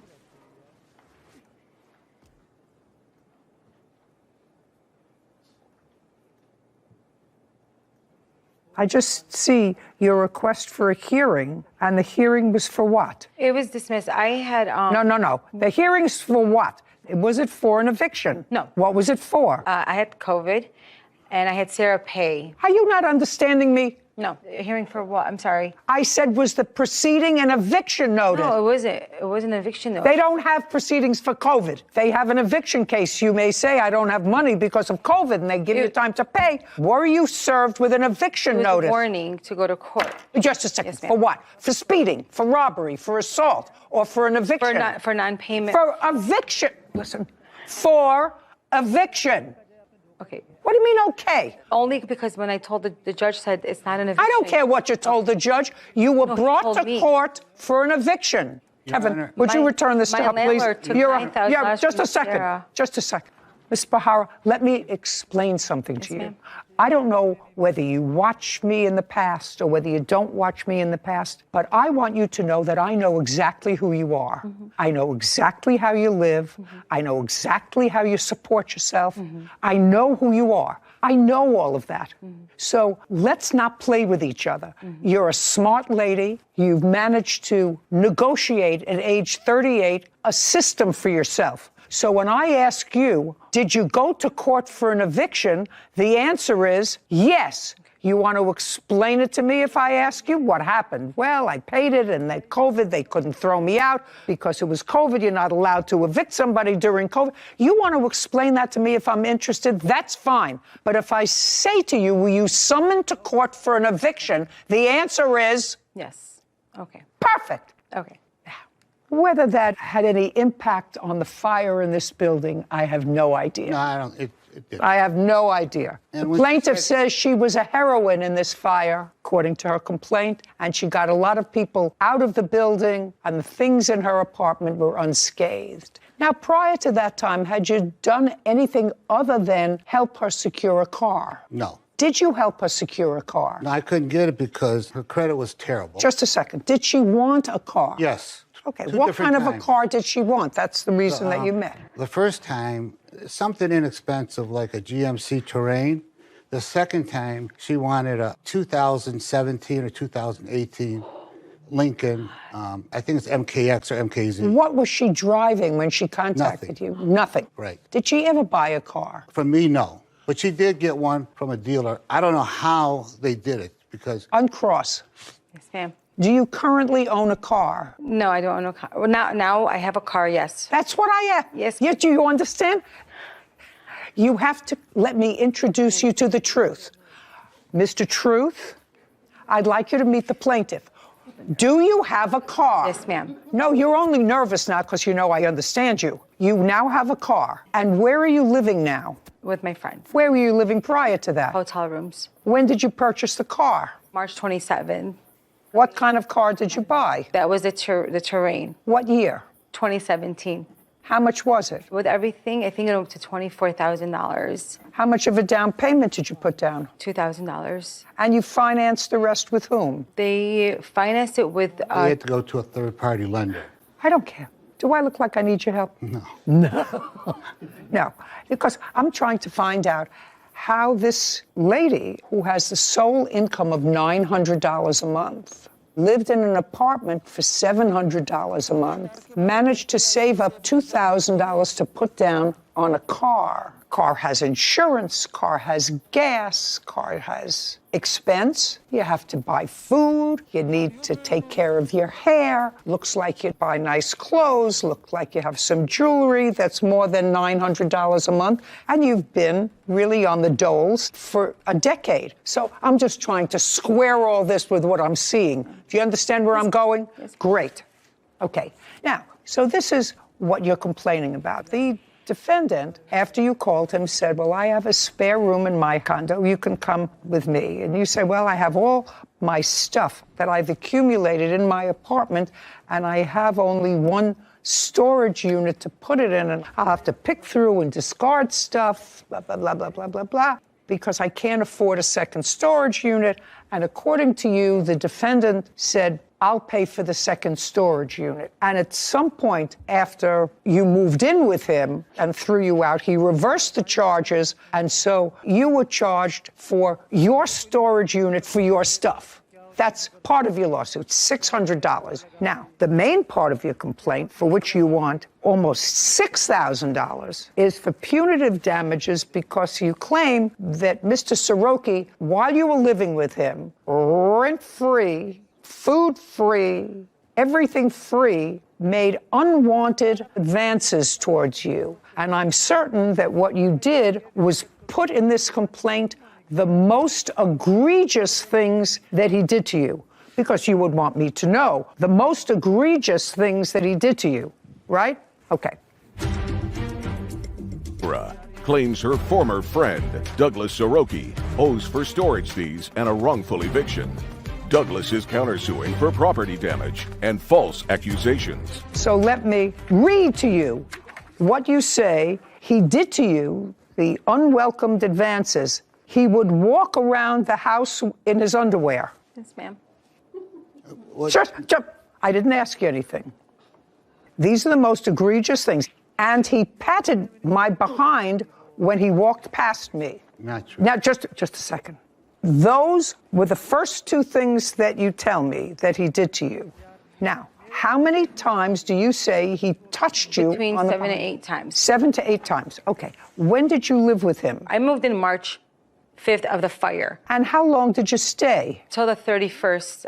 Of what? Of March. And what happened on the 31st of March? I was trying to make phone calls to get a car behind his back because he took the privileges from using his car. Just a second. So while you were living with him, he let you use his car when you needed it. And then he told you couldn't use his car anymore? So he didn't tell me. What he did was on the 24th, he said, we're going to go to my son-in-law. I sold the car to some lady. Come with me. Let's drop it off, which is the Cadillac that I'm using because he has 2 cars. He ended up getting the electric Audi. He said, just use my car. Now, keep in mind, he's letting me use that car since March 3rd.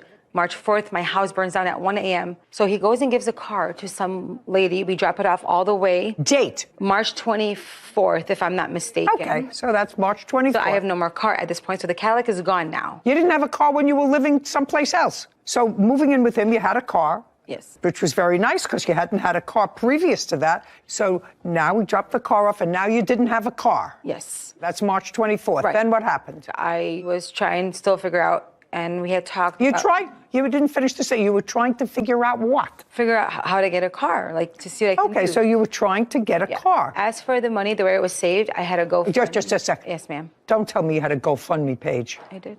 I did. It was for the fire. Just a second. It was his idea, too. No. I got it. Got it? Oh, I'm dying to see that. Okay.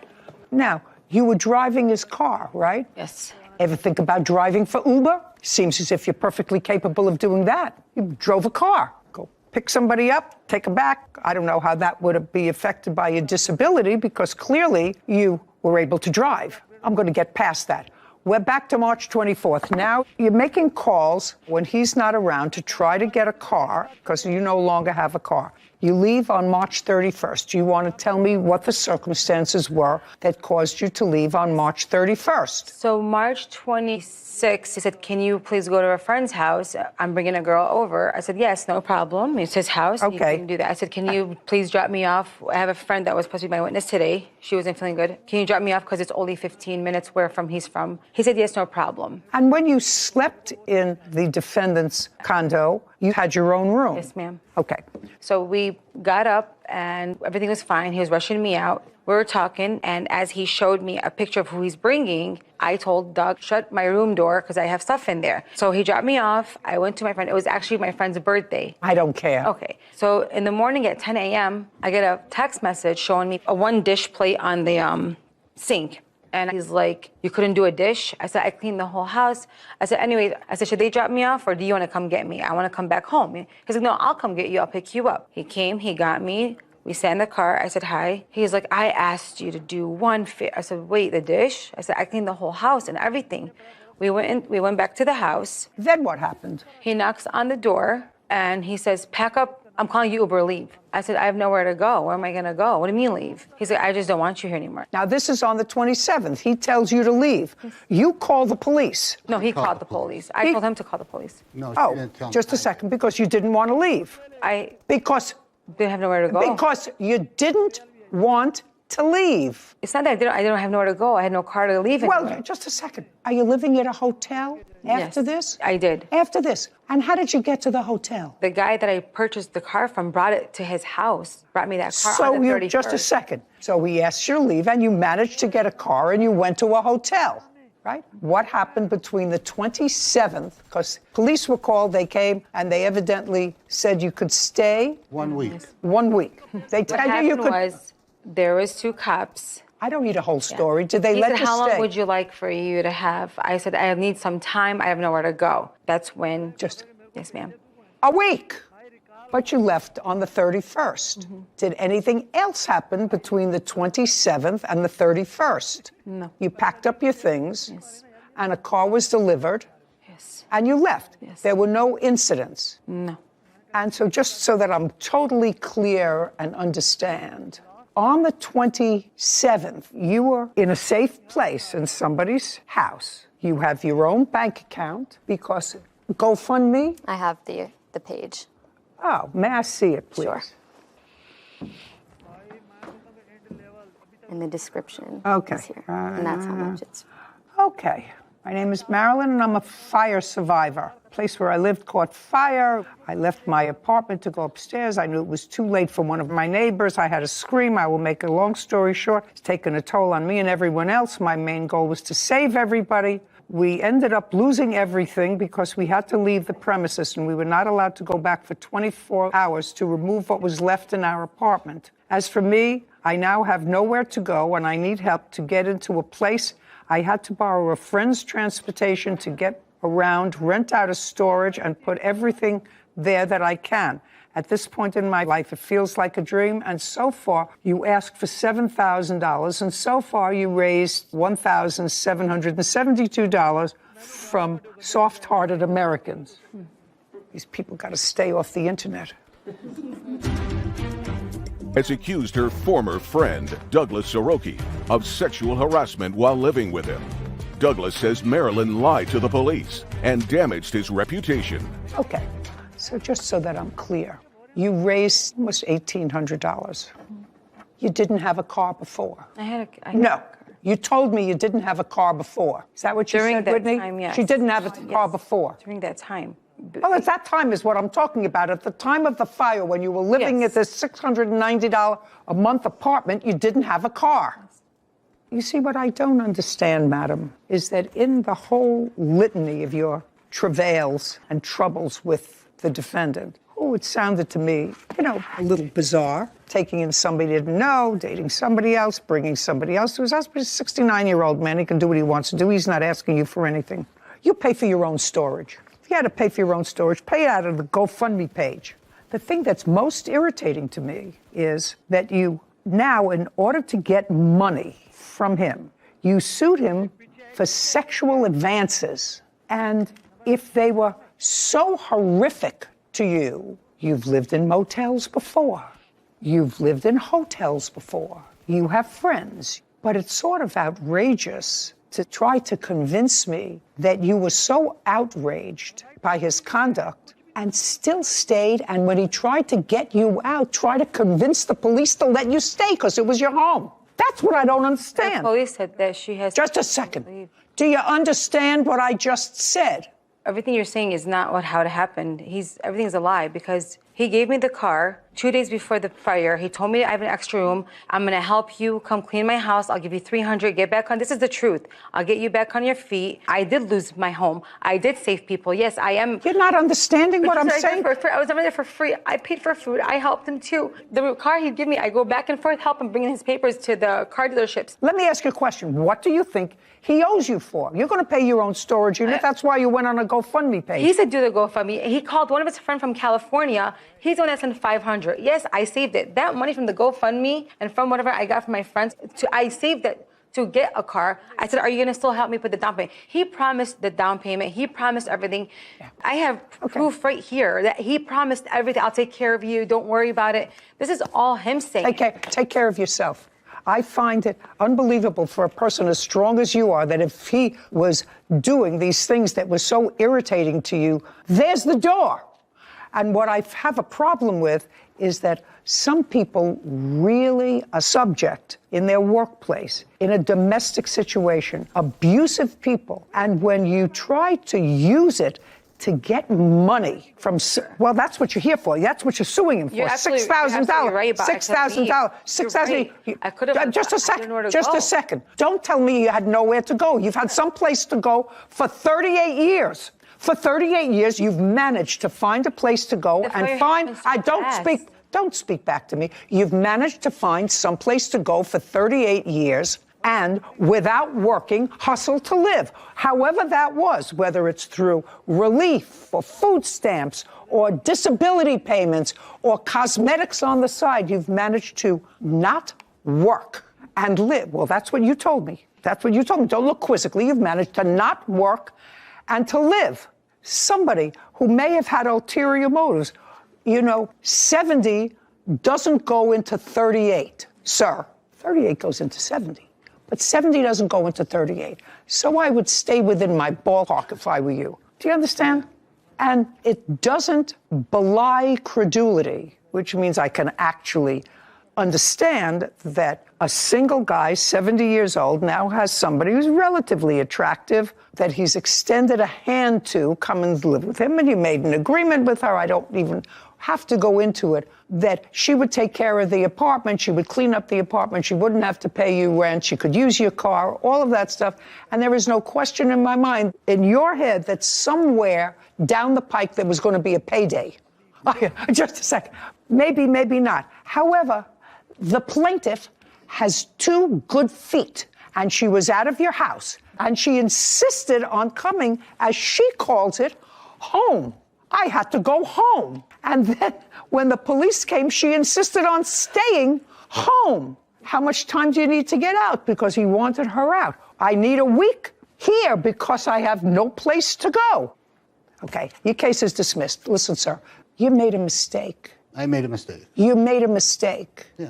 Your mistake just got dressed down in an international forum, because there's no question in my mind that this lady who lives by her wits, if she didn't want to live someplace, she wouldn't live there. So your case is dismissed, as is your counterclaim. We're done. This court is adjourned. I am a very humble person. I don't hurt people. I'm a giver. Well, she knew that the girl was lying, and I knew that she'd catch it right up front. She's the judge, right? But the real judge is God. That's who I put my faith in. You can't do anybody a favor. She had a fire. And she may have seen me dressed up nice. I'm going to take care of myself, whether I am homeless or not. She called me at 1 or 2 in the morning, had nowhere to stay, so I let her in. I'm not going to come as a scrub. I'm not a scrub, so. People have to be so careful on GoFundMe, and there's no fact check on the internet. There's no way to tell whether she really did lose her belongings and was homeless from a fire or not. People can write whatever they want on the internet. And it really rubbed me the wrong way, because I thought I read in her sworn papers for today, she said, I was able to save most of my belongings because my unit did not burn to the ground. And you read the complete opposite on her GoFundMe page, that she was using to solicit money from innocent people online. And that really rubs me the wrong way, because you're going to swear to this here in court today, but there is no such sworn testimony for the internet. We've seen a few cases like that, even people feigning illness. And it's actually just a testament of the good-hearted people that live in this country that will give a total stranger, based upon a caption, $10, $100, just makes them feel better. But when you find somebody who abuses it, it really hurts everybody, because people will look at these GoFundMe pages, some of which are legitimate, as potential scams. Yeah. Anyway, that's a woman who lives by her wits, and he's an old... Is suing videographer Garrett Manny for unfinished video services. Court come to order. All rise. Thank you. Have a seat. Hello, Judge. Case 2089, Brooks versus Manley. Thank you. You're welcome. Ms. Brooks, you are a realtor. Yes. And you also decided to go into the business of buying houses, fixing them up, and flipping them. That's correct, Your Honor. When did you decide to do that? I started my company in 2017. Was that just a real estate company, or was that the company that bought houses and renovated them and sold them? Which one? That was my company that I started for flipping houses. Do you have a partner in that business? No, it's just myself. From 2017 until now, how many houses have you sold and flipped? This would have been my third one. The house that we're talking about now? Yes. And when did you purchase that house? I purchased it in March of 2020. How much did you pay for it? $200,000. This is what the case is about.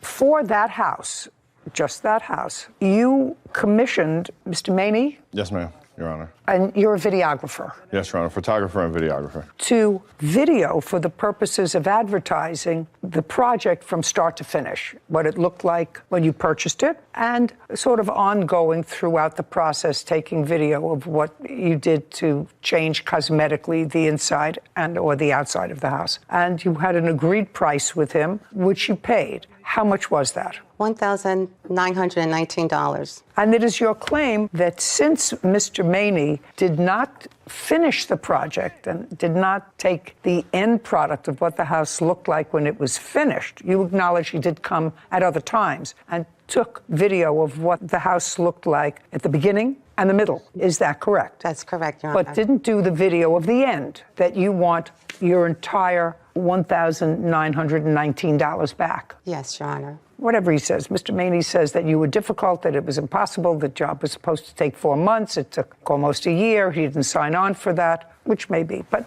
more important, is there a video? Do you have a video of what he took? Do you have a video of what you gave her? I have in my Google Drive a ton of video of what I've taken, but at the end, I have evidence showing we had scheduled for me to come in and do that final video. Everything was on point. Then she tells me here, No, it's going to be completed. Just a second. Oh, sorry. I'm going to let you have an opportunity Okay, sorry, Your Honor. to tell me what your defense is to this case, if you need one. I just want to see some video of what you took. Doesn't anybody have that here? I mean, if 3/4 of the project was completed with video, and the only thing, according to you, that he didn't do was the end, that's what you just told me, correct? Yes.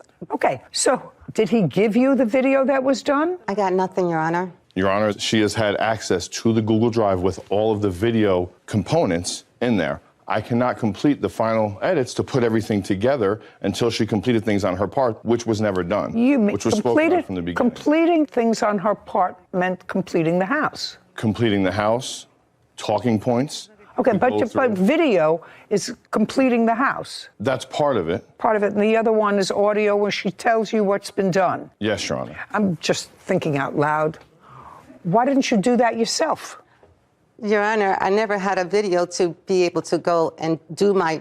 No, I'm saying, did you have access to what he had done up until that time? That's either a yes or a no. Did you have video capability of seeing what video he had shot? No, Your Honor. Okay. Do you have some evidence to show me that the plaintiff had access to the video that you had shot of 3/4 of the project being completed? I believe I have something in here about uploading stuff into the Google Drive, which if she didn't have access to that Google Drive, then how did she upload the final walkthrough video that I do have evidence of that is not professional, that I was unable to complete due to her lack of commitment? Just a second. You have video of what? There is video evidence of the final walkthrough that was done by somebody on a phone camera because she canceled on me last minute when we were supposed to do it. Just a second. Where did you get that evidence from? She uploaded it into the Google Drive that had all of the videos, which she had access to, obviously, so if she put it in there. So what you're saying is Miss Brooks added a video of a final walkthrough that was done by whom? My son. By her son. And she added that final walkthrough to the Google Drive, and therefore you were able to get it. And she tacked that on to the work that you did complete. Is that what you're telling me? All of the rest of the videos are in that same Google Drive. It's in the same Google Drive. Which she had access to the entire. Now I'd like to see the video. Which is not professional quality.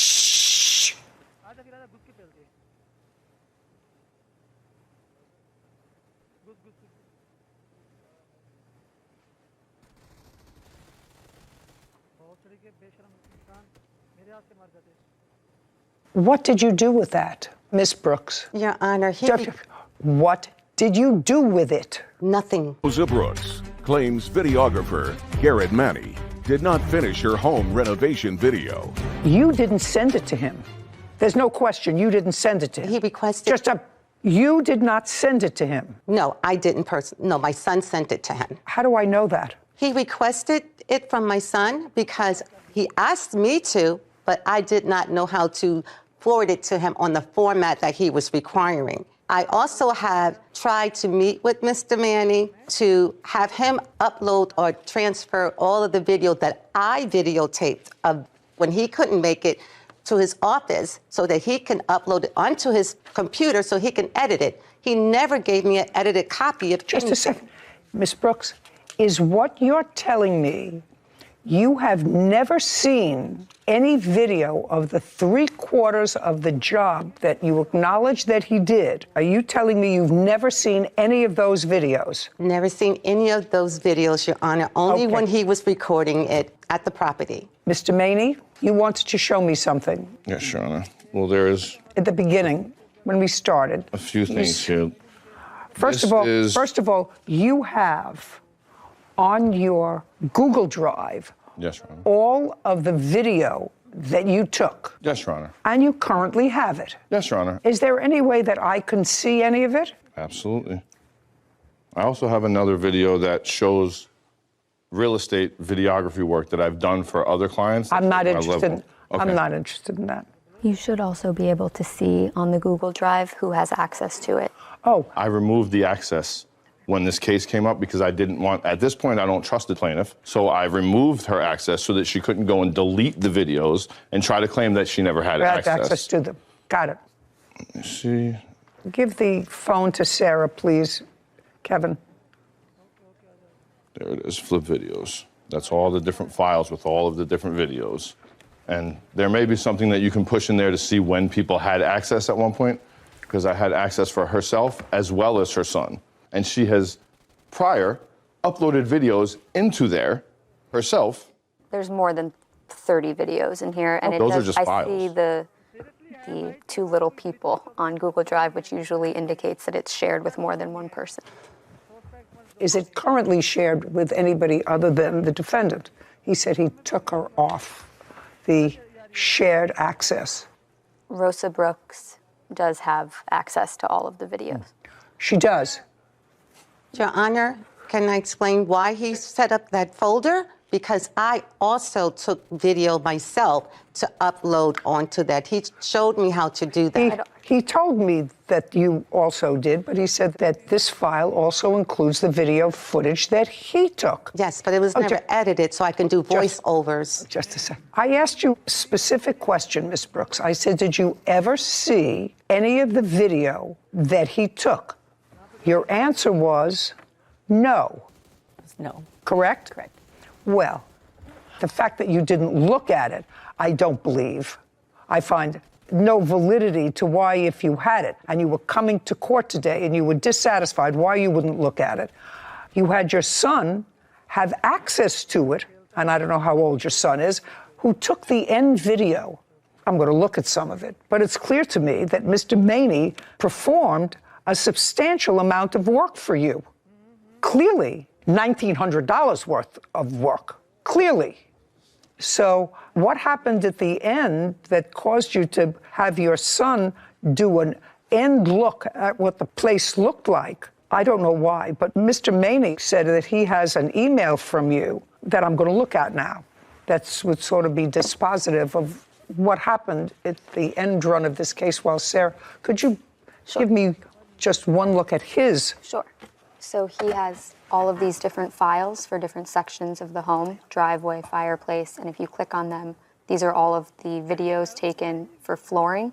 And if you click on this, it's a video of them doing flooring, and you can see who has access to the clips. Her son, Jeffrey the and plaintiff, Rosa. and the owner is the defendant. Mm-hmm. Okay, got it. And there's probably over 50 videos in the file. So that you and your son had access to these videos over an extended period of time. The fact that you didn't look at it, that's not my problem. Your Honor, my son did that video late at the end, towards the end of What I'm telling you is you had access to these videos. Well, at first I you did. told me you didn't have access, that you never saw them. Then they were available to you and your son to be able to look at them. You say you never looked at them. I actually find that unbelievable, Your Ms. Brooks. Honor, I find it unbelievable that you had them and you didn't look at them. I didn't feel it was a need to look at them, Your Honor. I was anticipating going up to Mr. Manny's office, so once he edited, I could do the voiceovers on them. Okay. There was no real Ms. Brooks, purpose. I don't believe that you didn't look at them. Madam, this was a $200,000 investment that you made, and this was a project. The first time that your business had done it, I don't believe that you didn't look at them. How much did you sell the house? That folder for me to How much did you put my videos into. How much did you? You're trying to talk over me. That's not happening. I'm not. You sold the house in what month and year? The house closed on January 2022. And what did you sell it for? $555,000. So you made $350,000. No, Your Honor, $270,000 went into the house renovation. Just a second. You sold it for $350,000 more than you paid for it. Your Honor, I use hard money, and there's lots of. Just a second. I know you're arguing with me. You bought it for $200,000. You sold it for $550,000. Yes. My math is not great, but that's a difference of $350,000. That's all I said to you. I said you bought it for $200,000. You sold it, and the difference between the purchase price and the sale price was $350,000. Accused videographer Garrett Manny of not completing her home renovation video. Now, you sold it in January of 2022. That's correct. That's when it closed. Yes. When did it go into contract? Early in the project, Your Honor. It was pretty much the third month after I purchased it. So I purchased it in March. It was under contract around July of 2020. Well, there was a lot of back and forth and a little bit of cancellation on your part back in December. You needed a little wiggle room. Looks like Monday would be a better day. First it was Friday. So there was lots of back and forth on the endgame video. Yes, Your Honor. He also what? He also canceled as well. He has to. Well, that's all right, but Yeah, back and forth. We both had cancellations. And I understand that, but this was for the final piece, which is what you're complaining about, the final piece. Your Honor, he was not responding to me at some point when I tried to contact him to get the opportunity to go to his office to give him the rest of the footage that he needed, that he requested, that he was difficult about because I wasn't able to forward it to him in the format that he needed it for. I offered to come up to his office so that he can, transfer from my phone. I'm going to ask you a question, Ms. Brooks. I just want to see what I'm dealing with. Yes. How many files of video did he have?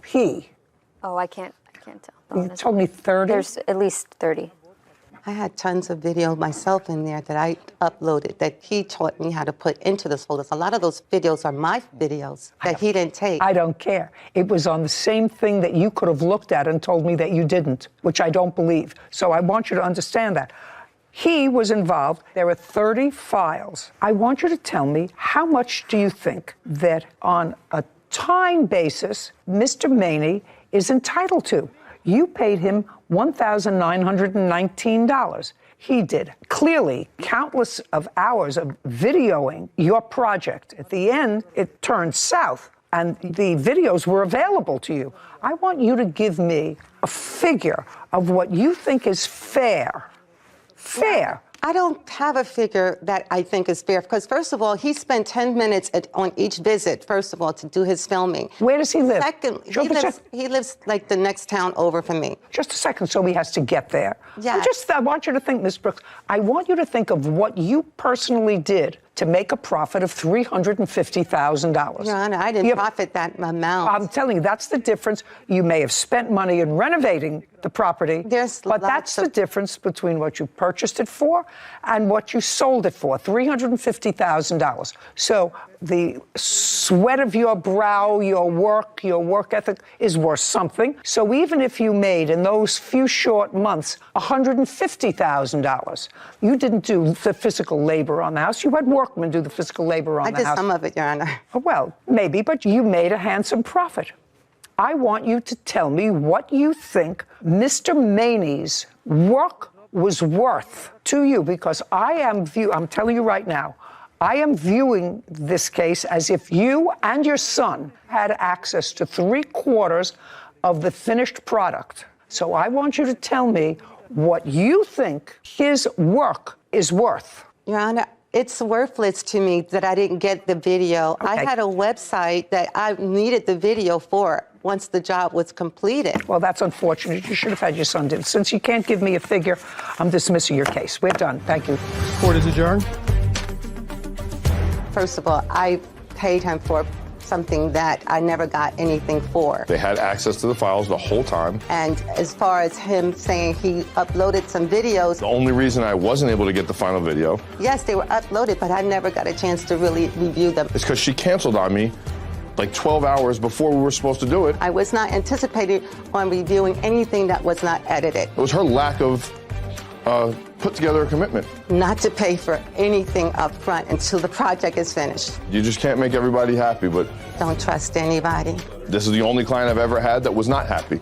That says something.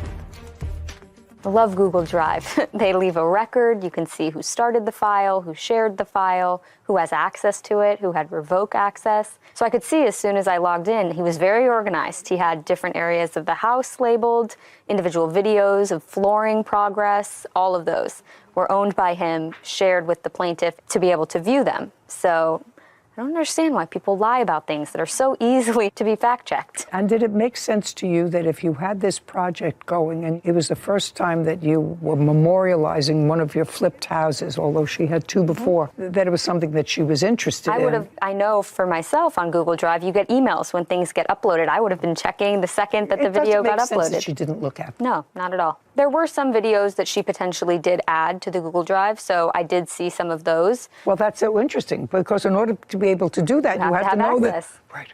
Didn't make sense. Not only didn't it make sense, but she had an end video, and it was clearly from the emails back and forth. She would make a date and then say, you know, her buyers aren't exactly ready. She needs a little more wiggle room. Could you make it this? She made it. Anyway, I found it sort of unbusinesslike. Did not say. Somebody did work, clearly spent hours videotaping for her. So if you didn't get your final video, but 3/4 of it was finished and could easily be edited by anybody, to find the work he did worthless. I feel like it was a little bit of buyer's remorse for the video because she was intending to use this video to maybe attempt to sell it. And I presume it was to try and sell the home. Or her business as a flipper. Her business as a flipper. I feel like she found the buyer for the house and said, man, the video's not really worth anything to me anymore, and just didn't want to pay him. She had paid him, she wanted it back. Yeah. It was crazy. Melissa Duran is suing her former property manager, Tracy Shaw, for wrongful eviction and an assault. Court come to order. All rise. Be seated, please. Case 2097, Duran versus Shaw. Thank you. You're welcome. Ms. Duran, the defendant is the property manager at a place where you used to live. Yes. And you are suing her for evicting you from that place. You want a whole bunch of money. You're suing her for $10,000 for your moving expenses, for assault, for emotional distress because you had to move. Ms. Shaw says that your behavior caused you to be evicted. You violated the rules, and that's why you were served notice of eviction. So first, let me know when you started living at the property that is managed by the defendant. In 2018. Did you have a lease? Yes, I did. Do you have a copy of that lease with you? Yes, I do. I'd like to take a look at it.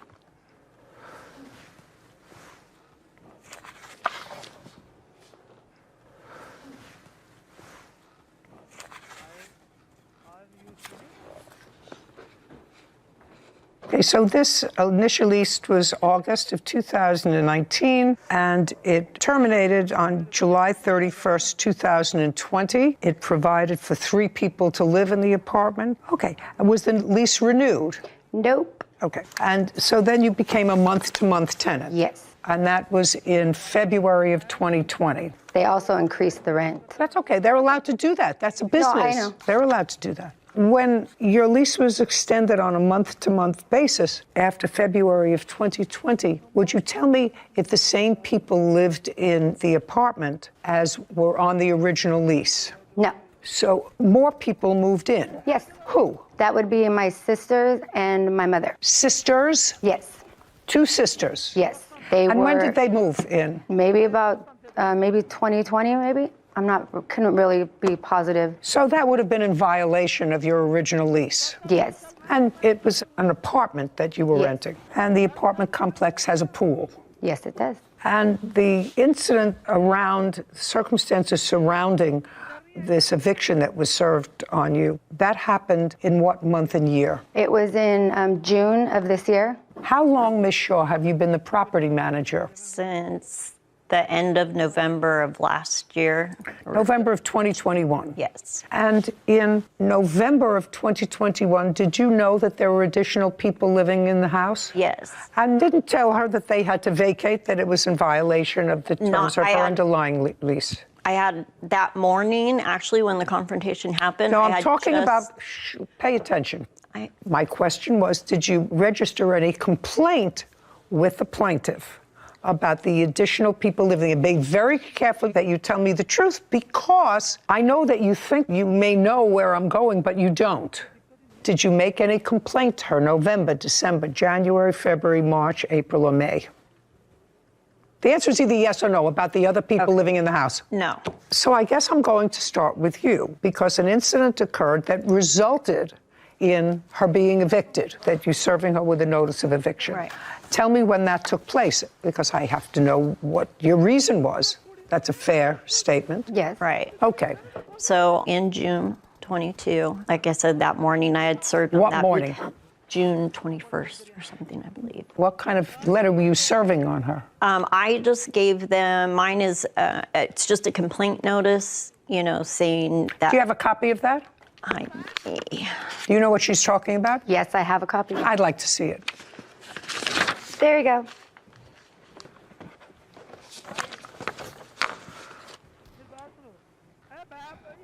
Okay, well, this is a letter that says you and your company were eating and drinking in the pool area. Even after I told them to stop, that it wasn't allowed, they did not stop. And there is absolutely no eating or drinking in the pool area. Okay, so that's the letter she served to you. And that was on June 21st. That's the letter she Now, threw who at was me. eating and drinking in the pool? That would be my sister. That wasn't just your sister. No, it was her and her friend. No, just a second. Let's get it together. So your sister, who wasn't supposed to be there, but they sort of let that skate. Oh. Who wasn't supposed to be there. Okay. Okay, so your sister and who else? That would be my sister, her boyfriend, and two of her friends, or three of her friends, I think. Had they ever been to the pool before? My sister has, but not her friends. So the person who wasn't supposed to be living with you, that's your sister, Yes. invited her boyfriend and three other friends to the pool. She called and asked if it was okay first. She asked you? Yes. And you said fine? Yes. You didn't call the manager? No. Okay. And you are aware that there's no eating and drinking in the pool? That's not what it says on my lease. Is that what it says at the pool? Nope. Does it say anywhere in the house rules? Nope. Nope, it's not an answer. Oh, I'm sorry. The answer is no. No, ma'am, it is not. No. Now, when you've been living there for a long time, do you use the pool? Yes, I do. Ever had any trouble in the time from November of last year? Ever had any complaint? Nope. Nope No, is not an sorry, answer. sorry, No I'm is sorry. the answer. No, Yeah, no okay, complaint. no, sorry. Okay. And did you discuss with your sister and her friends that there were any rules that she had to abide by? No, I did not, because I was not home yet. Stand up. First name is? Aaliyah. You were their boyfriend and three girlfriends. Any children? No. You know this lady? Yes. What happened when she came to tell you that there was no eating or drinking at the pool? So we were standing. Just what happened when she told She you? came screaming at us, telling us that we needed to get the food out and that we needed to go. Get the food out. What kind of food had you It was brought just in? pizza and like a soda and water. So it wasn't a piece of fruit. You were having a meal there, pizza and food. Had you ever seen your sister bring food into the pool area? Snacks, yeah. Yeah. I'm not talking about snacks. Did she ever bring food into the pool area? No. What prompted you to order food into the pool area? It was a hot day and we were hungry and I'm not sure. You asked your sister if it was okay if you and your friends came. Yes. Since you never saw anybody, because usually there are signs posted around a pool. I've lived in enough places to know, and the pool signs usually say no jumping in the pool, no food or drink around the pool, right? Yes. Most pools say that. Yes. Did this pool say that? It just said, like you said, no jumping in the pool, no diving, to come into the pool, but it never said nothing about food, drinks, nothing like that. Really? Yes. Okay. So now you please establish to me, Ms. Shaw, that there was notice that there was no food and drink at the pool. Their pool addendum. May I see? And then also no guest addendum. Just a second. It's all part of their. Hold on. You're Melissa Duran. Yes, I am. And that's your signature? Yes. Yes. The pool is reserved exclusively for the use of residents of the building. That's what it says. Okay. That's what you signed. No diving in the pool area, no intoxicated persons. Okay. I just want you to show me here, first of all, the only thing that they are violating is that pool is reserved exclusively for the residents of the building. That's it here, but I don't see anything about food. The new pool addendum wasn't part of their contract. So when we put out the new one, it was for more updated tenants, but we didn't serve them on the food, we served them on the guests. Is what you're saying to me. The only thing that she signed is this, and there is no sign around the pool that says no eating or drinking. There is a sign by the pool. Do you have a copy of it? I don't have a copy of it. Former property manager Tracy Shaw owes for a wrongful eviction and an assault. Okay, go ahead. Because she had moved in prior to them changing the pool addendum, I posted the new pool addendum on all of the doors. And I have actually text messages of Melissa asking me, can we, the no floaties? And I said, well, of course, may I? For children and whatnot, but not big floaties. Okay. So she was acknowledging the pool addendum that I had. That I'll see. Now, she's going to show me your text messages to her. Yes. So you received the revised pool rules. Yes. And did the new pool rules say anything about guests? No, it did not. So if it said nothing about guests, you originally said that the pool is specifically reserved for residents of the complex. Yes. And according to you, the new pool rules, do they talk about having floaties in the pool? Yes, it did. Did it talk about having guests at the pool? Yeah, actually it did. And what did it say? There was no problem, just like on the original lease. It was no. fine to have guests in the pool. No, that's not what this says.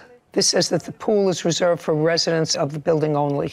Well, we were already told before that it was fine to have guests. This is the contract that you signed. Yes, I understand. Okay? So this is the first one that you signed, this one. Mm-hmm. And absent anything else, this says no guests at the pool. This says residents only. Okay. You say that it was the new rules allow you to have guests, or were they silent? There was nothing on there saying that you cannot have guests. It was mainly just saying that you cannot have floaties, you cannot jump or run into the pool. Just a second. Did it say anything about food? No. Is there a new sign posted around the pool that talks about food? No, it does All not. I want to see is, Miss Shaw, something in the new rules that talks about food. And I'm getting very bored with this. Now, when Miss Shaw came over and told you you couldn't have food, you had to get rid of the food, about what time was that? Probably like 5, 6, I'm not exactly too sure. And when had this food and stuff arrived? Was it? We brought it. We were coming in with the food. We walked in with the food. I'm pretty sure she's seen this. So you and your group, 5 people, walked in with dinner to the pool area. And did the dinner include any alcoholic beverages like beer? No. What kind of drinks were there? It was Pepsi. It was soda. And what happened when Miss Shaw came over and told you you weren't allowed to have the food at the pool? She came very aggressively. She came aggressively and she said you're not allowed. She stormed out and screamed, get the food out and you guys need to leave. And so what did you do? I told her, okay, I'd get the food out, and I made a call to my sister to come help me with the food. And as we were packaging, where was your sister? She was upstairs. So when you came out with the food, you came out of the apartment? No, we had just gotten there. We were coming from another pool area that wasn't What other open. pool area? My boyfriend's friend. We were going to swim at his pool, but it wasn't available because there was too many people there. Were you at your boyfriend's house during the day? No, I was at school, and they were all at work, so we all just met up after everything. Okay, so you were asked by Miss Shaw to get the food out, and then you called your sister.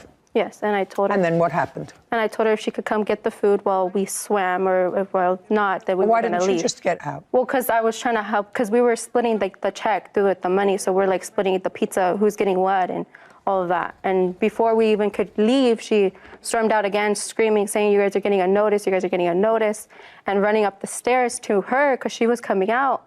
And she was like, hey, what's going on? And then she was like, you guys are getting a notice. I'm tired of everybody not listening and coming to me with your problems. And then my sister was like, whoa, hey, relax. I'm coming to get the food.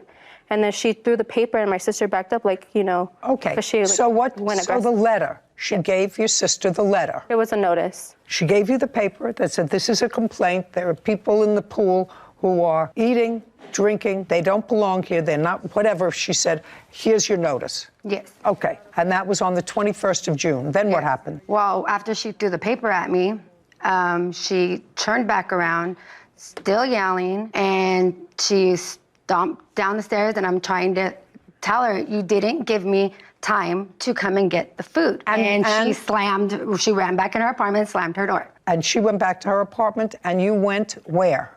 Back into my house. Okay, you went back into your house. And what did you do when you went back into your house? When I got back there, I texted her, telling her that I was sorry that they had food in the pool, and I did not know that because I did not know at the time. Just a second.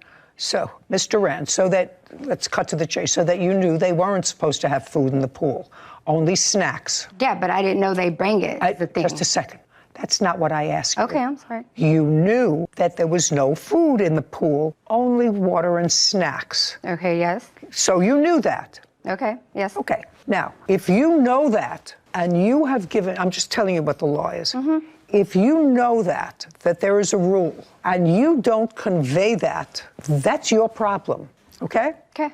All right, so that's June 21st, when guests that you agreed to have in the pool, you didn't know that there was food there, you knew that there wasn't supposed to be food there, that knowledge is imparted to your guests. That's a legal assumption. I want to know what happened after June 21st. When were you served with a 3-day notice to quit? I believe it was on the 24th. I'd like to see it. Okay. I have 3 of the same. They sent me 3 of them. I just have to see one. Did the attorney, who you say you gave by a cash app, return any of the money? Okay, well, you served this 3-day notice to quit, Ms. Shaw, and in it, you are alleging threatens to commit a crime. So I assume that the person, it talks about a statement, threatens to commit a crime. I assume that the threat was directed to you. Yes. In any event, you were given a 3-day notice to quit, but actually you managed to get that extended to 30 days. Yes. And one of the things that you had to do was to hire an attorney. Yes. And when you hired an attorney, did you hire an attorney and pay a retainer? Oh, yes, I did. Okay. I'd like to see proof of what you paid the attorney. I don't think I bring the one that pertained to the lawyer. What I do have is him finding out what the criminal act was. No. You're a month-to-month tenant. Yes. Landlord has a right to give you a 30-day notice and say you have to quit the premises. You have no legal right to be there. My only question is, you were not given 30 days notice. You were given a 3-day notice, and I'm not actually convinced that there was a basis to give you a 3-day notice. The Duran has accused her former property manager, Tracy Shaw, of wrongfully evicting her.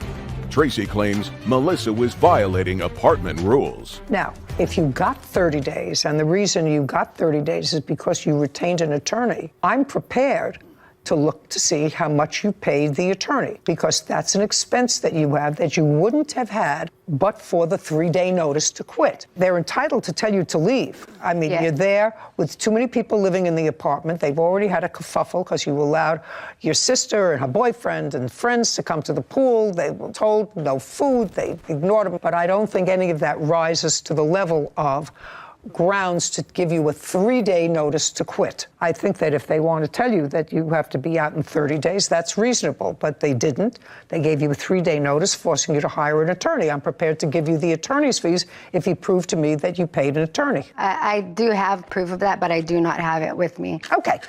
And how much did you pay him? That's an easy thing for me to verify. I believe it was $1,200. I want you to think about it carefully. No, it was $1,200 because he had lowered it. He lowered it from $1,400 to $1,200. And you paid him by check or cash? I paid him in Cash App is the only way I could. Did he go to court with you? We haven't, this is the first court we have been to. So how did he get you 30 days? Because I got the 3-day notice and it kept saying I committed a criminal act. Okay, So that was the reason why I obtained the lawyer, so he can find out what the criminal act was. And just by phone calls, he got them to extend it to 30 days. So you were never in, and you left after the 30 days. I left before the 30. I left on August 1st. Okay. And where did you go? I had to move all the way to Atwater, California. Is that where you live now? Yes, it is. And who lives with you? My husband, and my young son. That's it, just the three of us. We moved into a smaller, more expensive place. Okay, and you left your sisters? And my mother. And your mother. They are somewhere completely different. Okay, what do you... This is in their lease about disturbances and threats. Listen, I've already made a determination that the 3-day notice should have been a 30-day notice to leave. I don't think that anything that I've heard today rises to the level of giving people who've been in the apartment as long as they had, especially over pizza, requires a 3-day notice. So the only question that I'm entertaining on behalf of the plaintiff and the only monetary award that I'm going to contemplate are attorney's fees. Did the attorney, who you say you gave by a cash app, return any of the money since he never had to go to court for you? No, he did not. Just a second. If I called him right now, would he tell me that you paid him $1,200? Yes, he would. Yes, he would. Though what I was going to tell you is that I did not have enough to pay him completely. I still owe him $250. So you didn't pay him. So you paid him $950. Okay, okay. I'm sorry. What do you mean, I okay? didn't. No, I mean, I'm sorry, I didn't.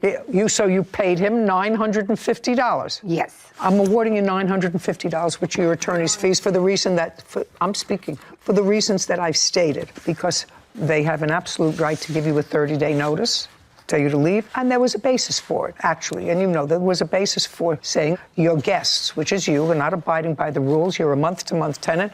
Right now, we do not intend to keep you as a tenant. We're giving you 30 days notice to find another place. I think that would have been absolutely a problem. Speaking would have been absolutely appropriate. I think a 3-day notice to quit was inappropriate given the level of infraction. So I'm awarding you the counsel fees because that's what it took to get you your 30 days. This case is over. Thank you very much.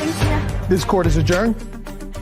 I'm disappointed in the decision. Her actions of her aggression, throwing something in my face, that was a little bit excessive. I don't feel that I got to say more of the story that continued to happen. Her actions caused me to get evicted in 3 days. They have bad character, and so I don't think that I owe them anything. I mean, I didn't think anything like what come to this, you know. I'm just glad they're gone. I'm happy to be out because I just really wanted her to be held responsible for what she did.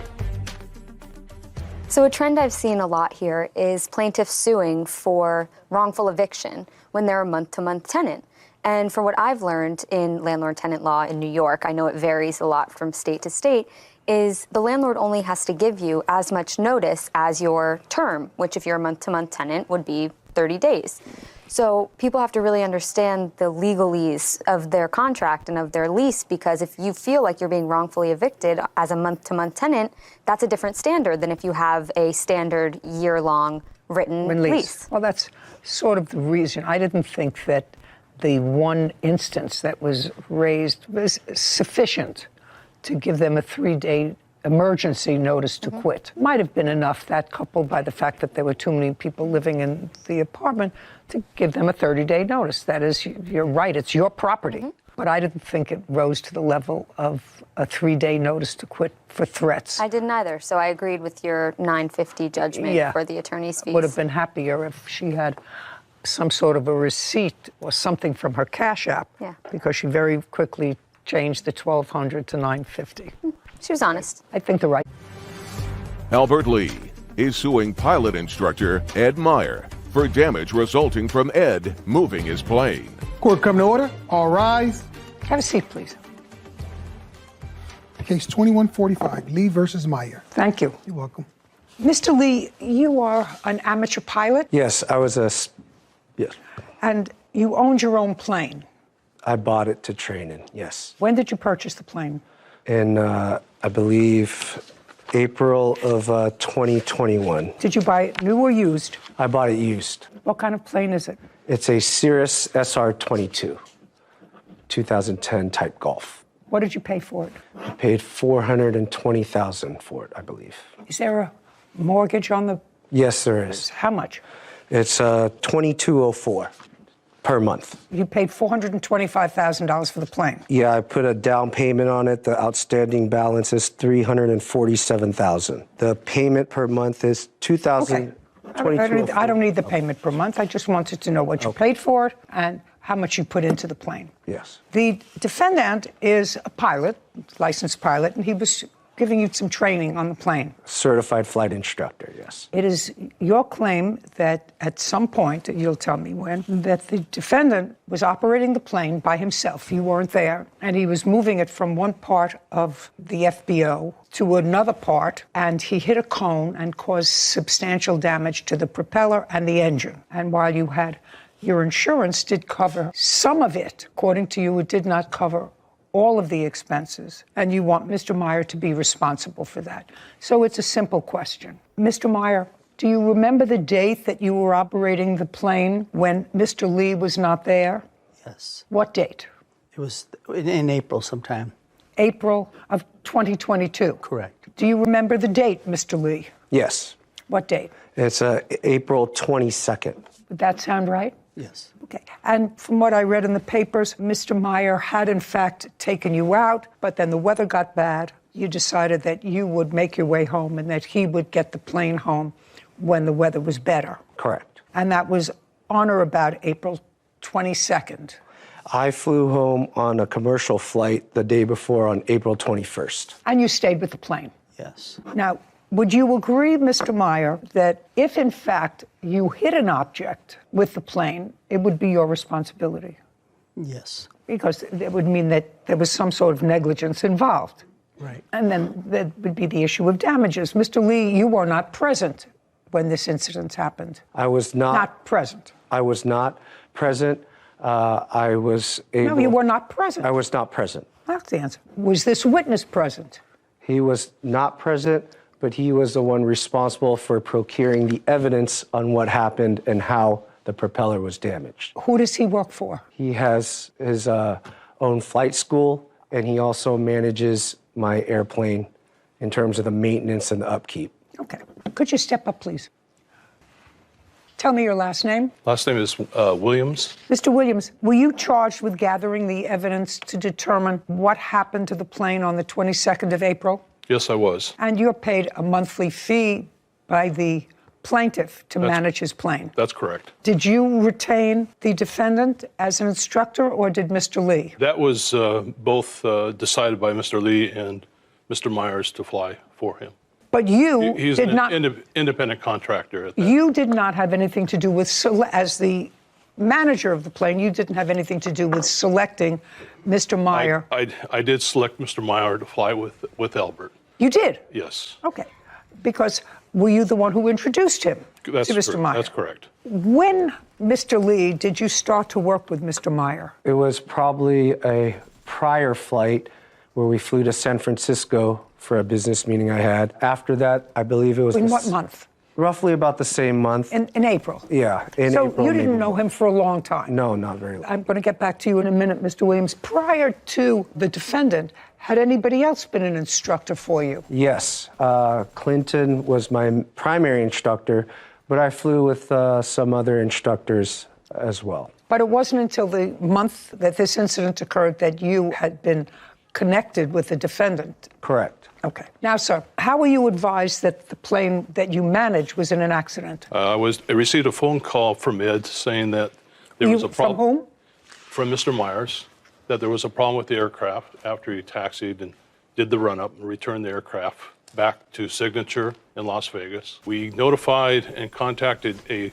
Did you ask, what you would usually ask is what happened? Yeah, what happened? Just a second, and what did he say to you? He said that he was having instrument problems with the aircraft and he wasn't able to take off, so he returned the aircraft. At that point in time, I contacted a Cirrus Service Center. I had 2 technicians go out and look at the aircraft, see what was wrong. At the time, the technicians found that they... Don't tell me what they found. Okay. You can't tell me what they found. It's hearsay. They send me pictures of the damage of the propeller. May I see the photographs?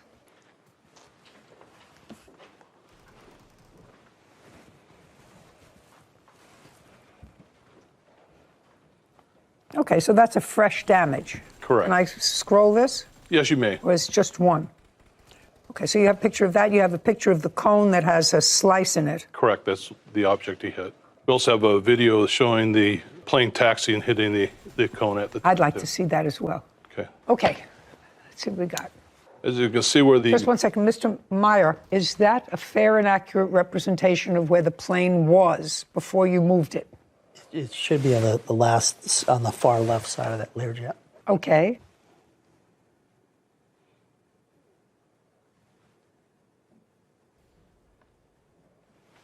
Oh. Mr. Meyer, do you see that you went over a cone? It's interesting. I didn't even notice there was a cone. You may not notice it, but you see it now. Yes. Okay.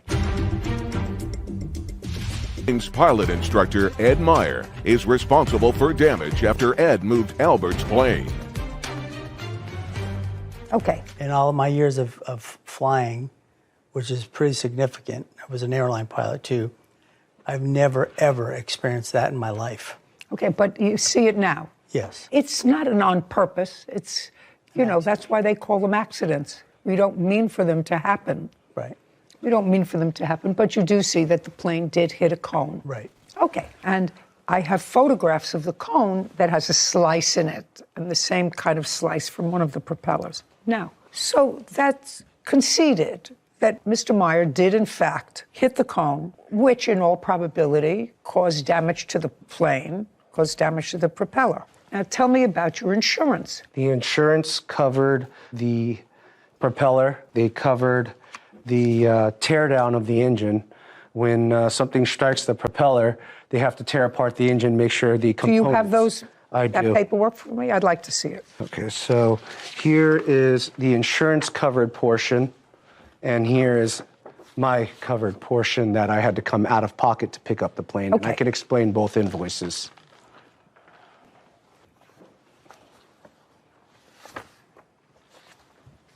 And if you flip to the last page, that'll have the total. Insurance covered about 60-something thousand for the propeller and the engine teardown. Okay, so the damaged propeller, Mr. Williams, causes you to have to take apart the engine, fix the engine if there was damage to the engine. Am I correct? That's correct. The FAA requires anytime you strike an object with a propeller, the engine has to be inspected in the component parts. So they... Component parts of the engine? Yeah, with the damage, potential damage of the engine.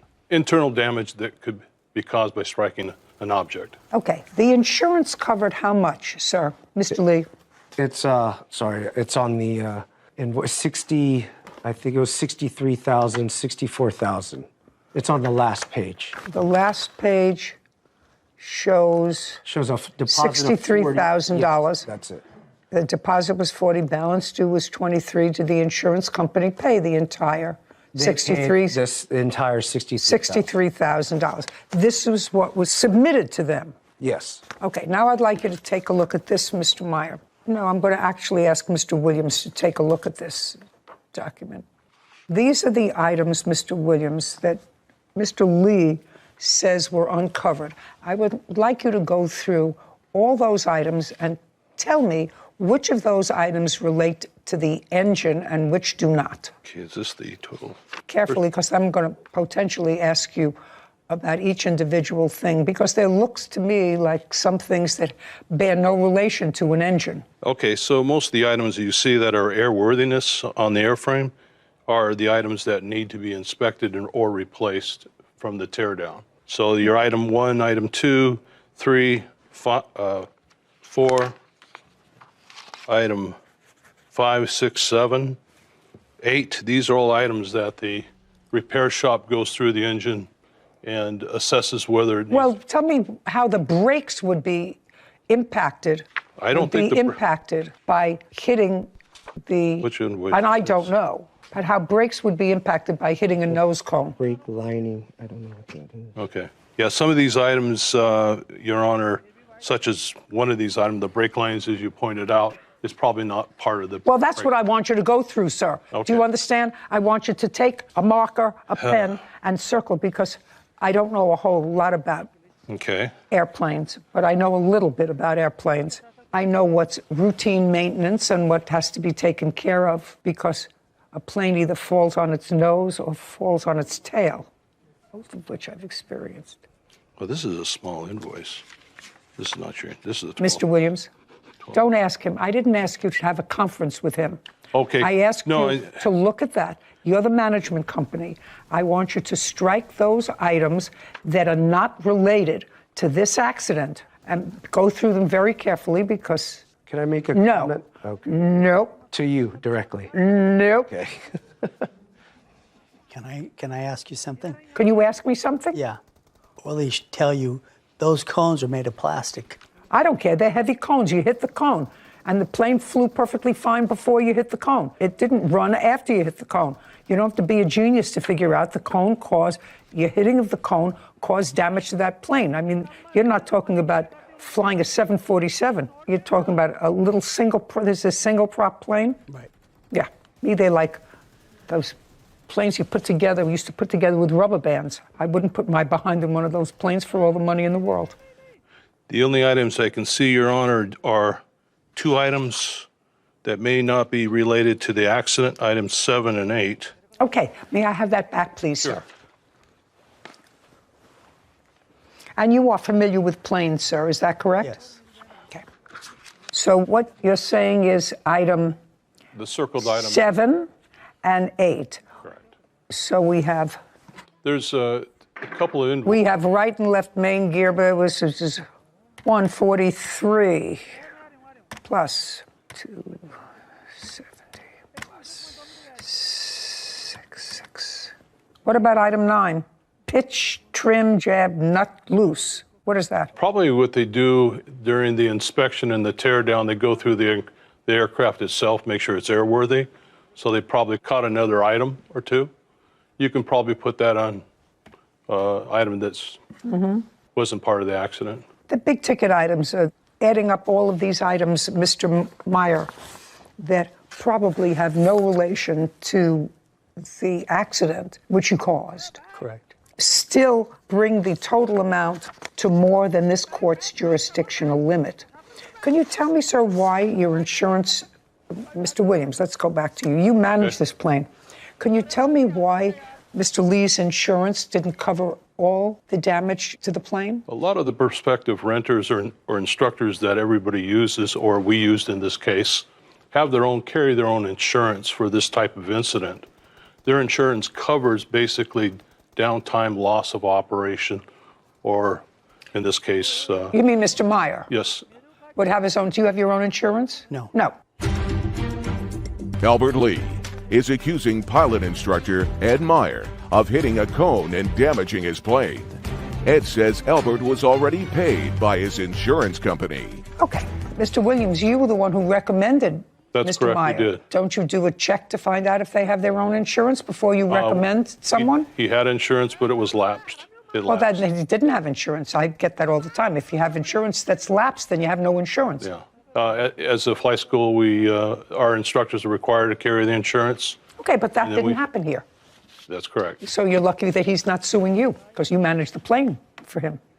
And you recommended him, Mr. Williams, But you have a management company that manages your plane. They're supposed to make certain that if you have a certain kind of plane, that you have pilots certified to fly those kinds of planes. And if they give me a list of pilots and those pilots aren't certified to fly the kind of plane that I might have, then it's the fault of the management company. In this case here, the plaintiff and the defendant were working together as far as their payment and the fees they were going to charge. Well, that's okay. That's okay. They may have been working head to head. I mean, it was Mr. Meyer's fault, but I'm just telling you that Mr. Lee relies on your advice. What business are you in, Mr. Lee? I do commercial real estate. I sell shopping centers and office buildings. Okay. That's not his business. That's why he hires you. And if he hires you, he asks you for recommendations as to where to get the plane repaired for an instructor. Now, the fact that he may pay him independently, he's relied on you for information. So I suggest, Mr. Williams, that you tighten up your ship a little bit. Mr. Meyer, you're responsible to the plaintiff for the damage that you caused his plane. Why did you let your insurance lapse? It had lapsed. I just didn't even realize the fact that it had lapsed. I just realized the fact that when this came about, that's what happened. Well, when was the last time you paid premiums? Probably about a year before that. Anything else you want to tell me, Mr. Meyer? You owe him $10,000. You caused the damage. You have to fix it. Judgment for the plaintiff. We're finished. Thank you. This court is adjourned. I understand her point, the fact that what she saw. I thought she's very fair. These cones are made out of plastic. It's hard to believe. It sounds like a gunshot when he hit the cone and triggered several warnings. And for him to say he had no idea, it's a little bit hard to believe. They don't have much weight to them. With the loud bang after you hit it, it's quite obvious that you should have stopped and shut down and inspect the damage. There normally is never a cone at the 12 o'clock position. They're at the left side and the right side. They place cones all the way around the aircraft, and it's part of your responsibility as a pilot in command to do a walk around pre-flight, make sure there's no object in front of your aircraft. When I taxied out halfway down, that's when I recognized there was an ICAS message that came on. I finally got it back, and no more student pilots won't let any CFIs fly for a while. You know what I thought about in this case, Sarah? That lay people have to look at something, lay people, and while I'm a judge and have certain expertise, I have no expertise in reading slips that show what's been done on a car or an airplane or a train or a boat. But we have common sense. But we have common sense. And your brakes are not part of an engine. You know, you have an engine job, and then you have a brake job, and you have a... I saw where you were going. different kind. And, you know, if you have an accident that impacts on the right driver's door, if you put in a new wheel casing in the left rear door, well, that has nothing to do with an accident. Probably just an oversight. He did state that those two items were not part of, you know. He did. He did at the end, but it just feels a little uneasy when they try and slip those things in there, that just common sense doesn't ring true, that it comes from the science. You know, front, back, you know, the head of a horse, the tail of a horse, it doesn't fit in. And there's really no difference between not having insurance when you're driving a car and not having insurance as a flight instructor. Yeah, that's pretty serious. I would think there would be a more rigorous check on that before you get behind an aircraft, the wheel of an aircraft. Absolutely. You would think that there would be. Yeah. There's a flaw in the system someplace. Okay.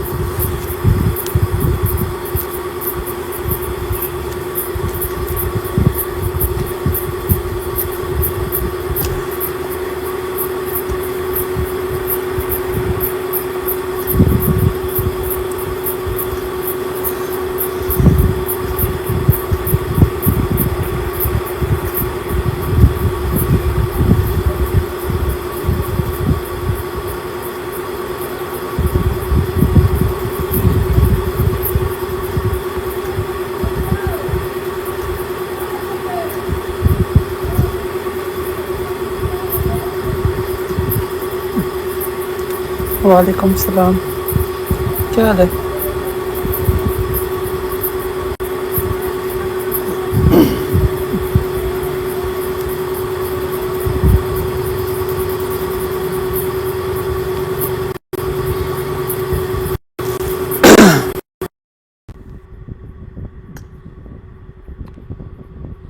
अल्लाह पाक का शुक्र है मैं ठीक। और क्या चल रहा है आजकल? हो गया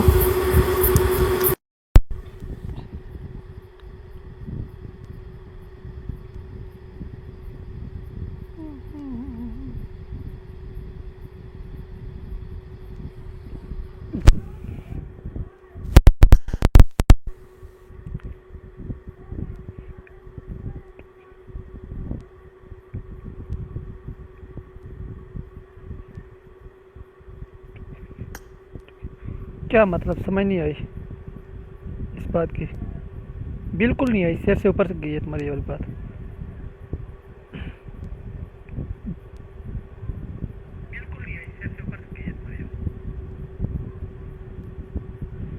वालेकुम सलाम।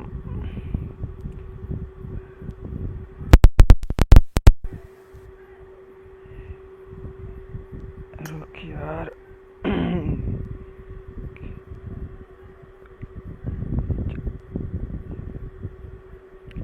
इसका क्या मतलब है?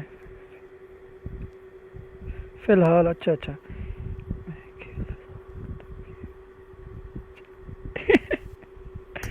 ठीक है।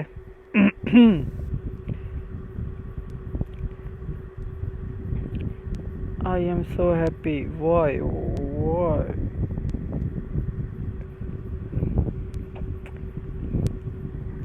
अच्छा तो गेम प्ले करें? तो ऐसा करते हैं, शुरू करते हैं। कोई तुम्हारे पास अगर फ्रेंड बैठे तो बुला लो। मैं क्लेन में देखता हूँ कोई लड़के। क्लेन में तो नहीं है, वैसे बैठे मैं उनको बुला लेता हूँ।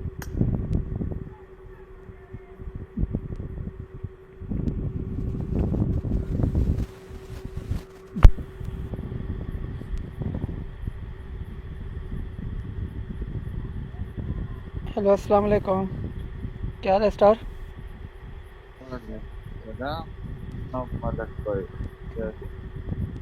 क्या हाल है?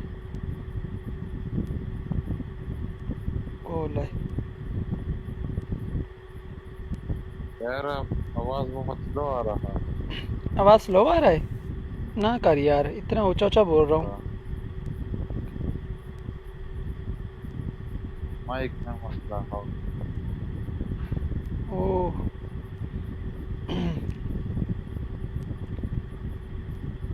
और बताओ।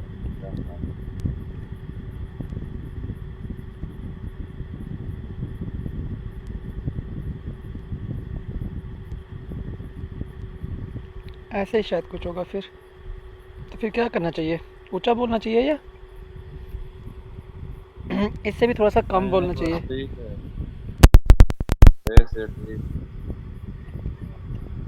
यार ब्रदर बताओगे तो पता चलेगा ना। ऐसे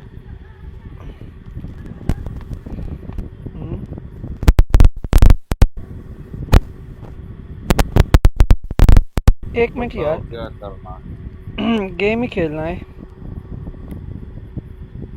गेम खेलना है। गेम आप खेल रहे हो या नहीं? क्यों नहीं, मैं तो खेल रहा हूँ। अगर खेलना है तो ओके है मेरी जान, अगर नहीं खेलना तो कोई दिक्कत नहीं है।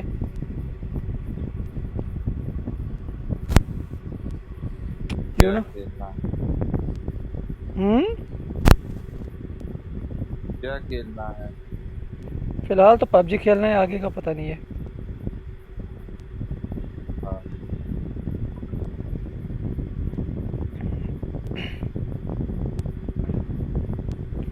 ओह शिट नहीं, क्रोशिट यार।